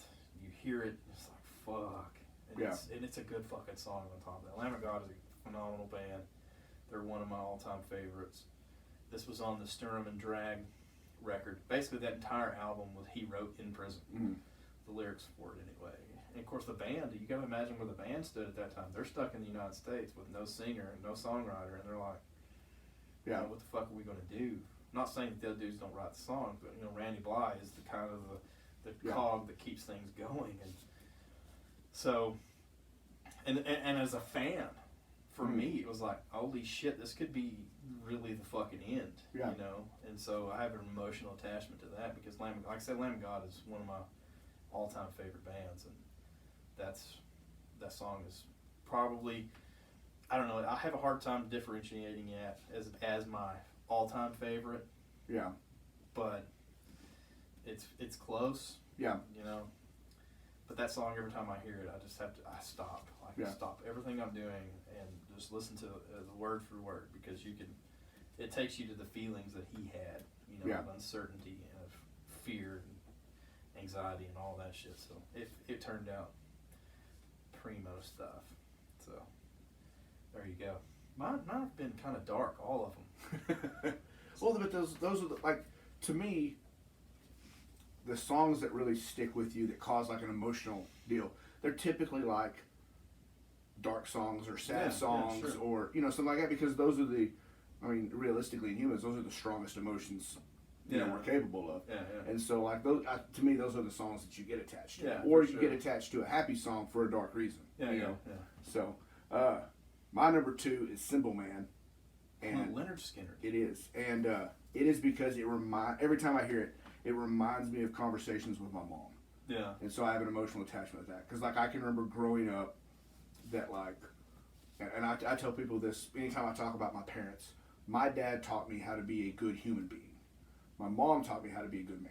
Yeah. Like, and that sounds funny. You know, everybody always kind of snickers at that. But, like, my dad taught me how to hunt and fish and stuff. Yeah. But he taught me the importance of seeing, like, the world as a global community. And, like, that there's no difference between any one individual on earth and everyone should be equal and stuff like that. My mom taught me stuff like, you know, sometimes you got to go punch a dude in the face. Yeah. You know, sometimes you have to be willing to do, you know, what's necessary as a guy, or Sure. that you know, you have to do the right thing no matter what it causes on you. Like, you know, hey, I'm gonna tell you this, but it's gonna get me in trouble, but you need to know it. You know, those kind of things. And so anytime I hear Simple Man, I just go back to those kind of conversations that I'd had with my mom growing up. And hell, the conversation I had with her the night before she died was one of those type of, hey, this is, if you want to be a man in this world, this is the things that are expected of you type conversations. Oh, yeah. And so I have a kind of that song's not like, I mean, my mom probably never told me to be a simple man, but it reminds me of, you know, my mama told me these kind of songs, these kind of things. Yeah, and you know, it's cool to have that attachment to it. You know, I don't think that's as cutting as dry as you can get right there. I mean, that's awesome. Leonard Skinner, though, I mean, a band who have went down the way they did. Mm-hmm. That song is easily their best song. You know, everybody goes Sweet Home Alabama or Free Bird. No, Simple Man is where it's at. You know, I don't give a shit. You know, I could never listen to another Skinner song again, but that one would be the one I go back to, because that song is really good. It's been remade a lot. Like, there's rock versions. I've heard a metal version of it. Yeah, there's a band called Shinedown that does it. Yeah, and they probably do the best remake of it. Yeah. But there's nothing like just the Skinner version. No, Ronnie Van Zant's Yeah. the only way to go, and you know he's the reason that song is what it is. Yeah. So I can't. The acoustic version is of them is my favorite. Yeah, you get that. My introduction to that song was on the live album. Mm-hmm. You know, so of course my parents being hippies, my introduction was on an 8-track tape. So there's that. I'm sure mine was on a cassette tape. Well, you know, Dad had an enormous 8-track collection. Like, I didn't even know what the fuck they were. Yeah. What the fuck is this? And get into it, and you know, that was Dad's records. You know, he had a few LPs, but everything was on 8-track at that point. Yeah. So, I guess my number 2 is going to be Floods by Pantera. This is off of Far Beyond Driven. Not Far Beyond Driven. God damn it, you idiot! It's Great Southern Dreamkill. Their next to last record. Mm-hmm.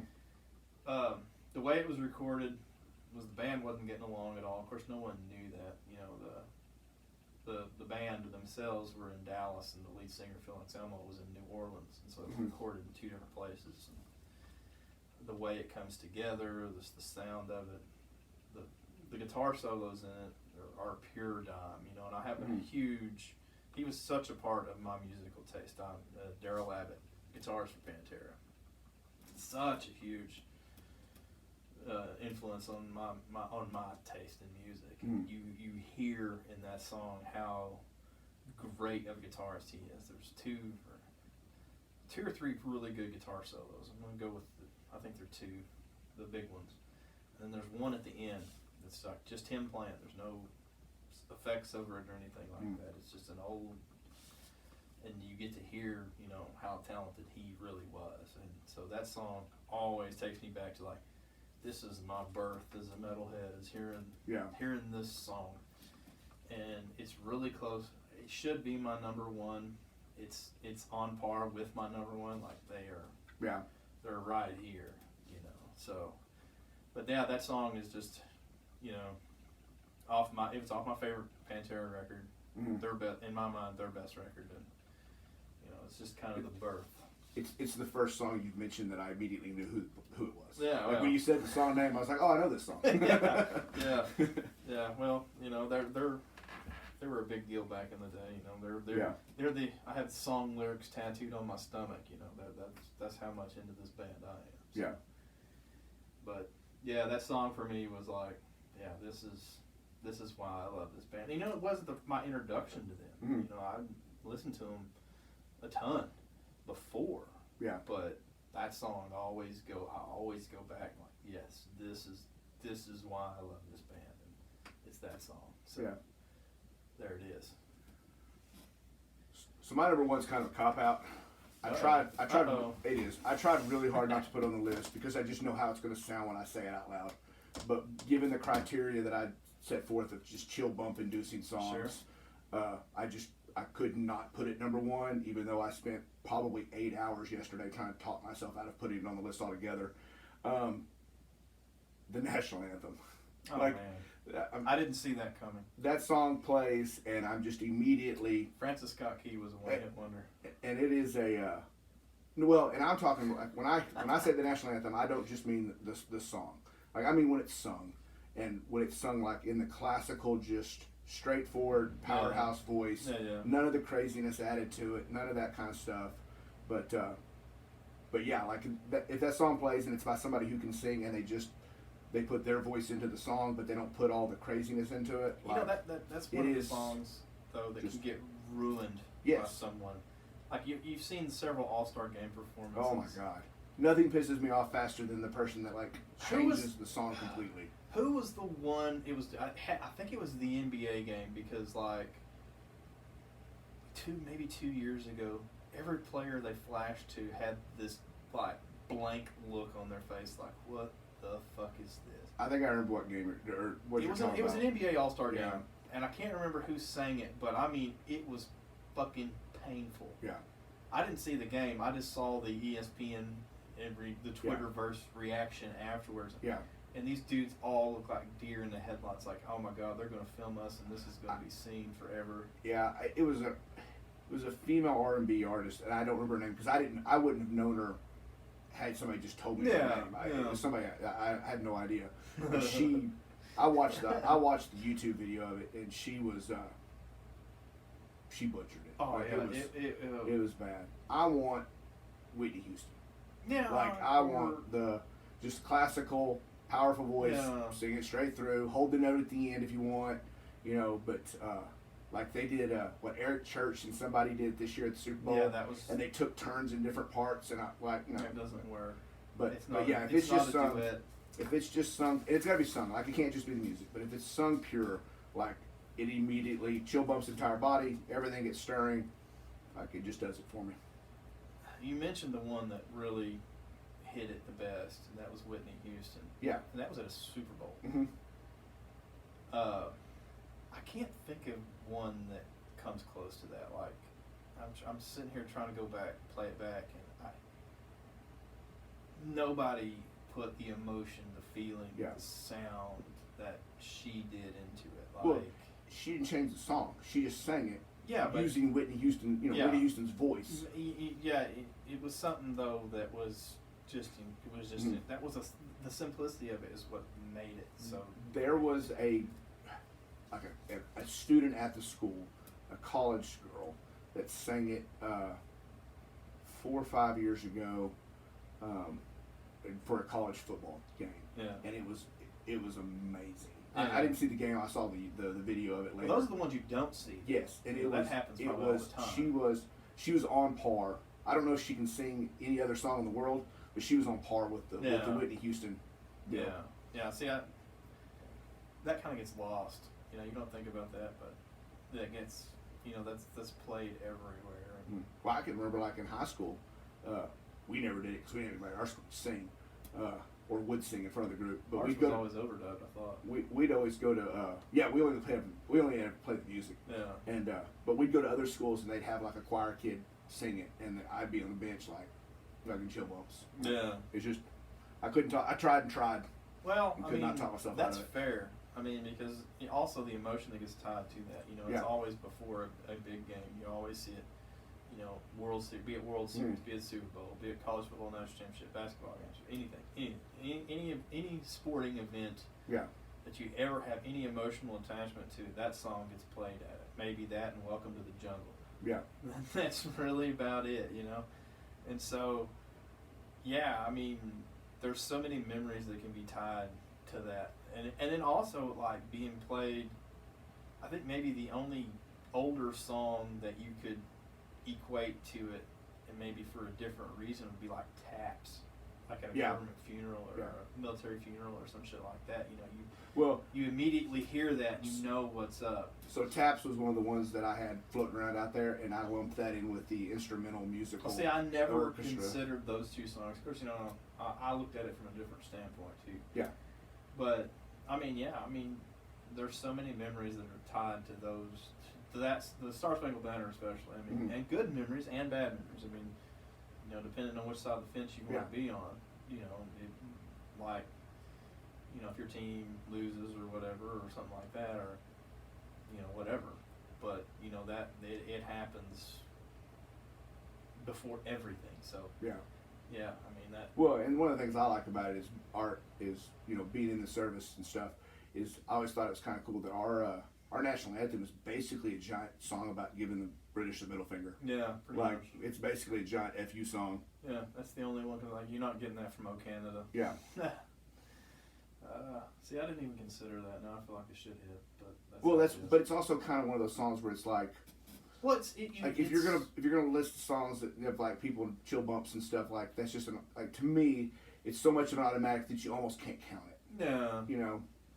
Well, I mean, for some of us, you could put Boomer Sooner on that list. Yes, and that's what I mean. Like, there's certain songs that, like, okay, yeah, duh. You're ingrained. Yeah. Ingrained too. But that's fair though. I mean, I like that concept, and I like that idea. I mean, it's a solid number one. It's been around for a while. It's got a lot of airtime.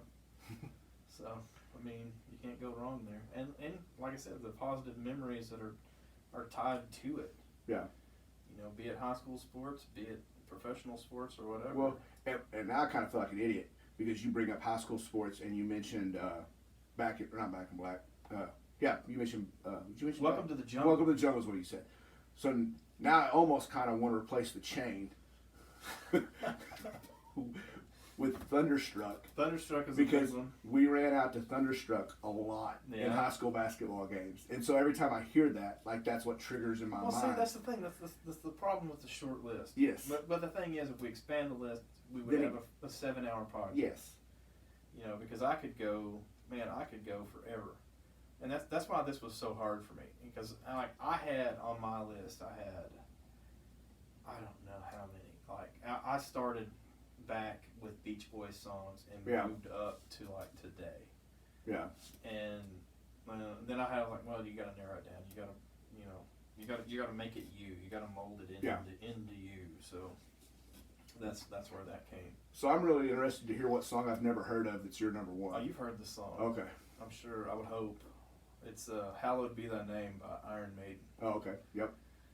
The irony of that is that album was released 39 years ago today. Yeah. That's when I was reading it on Twitter this morning. I was like, oh, holy shit.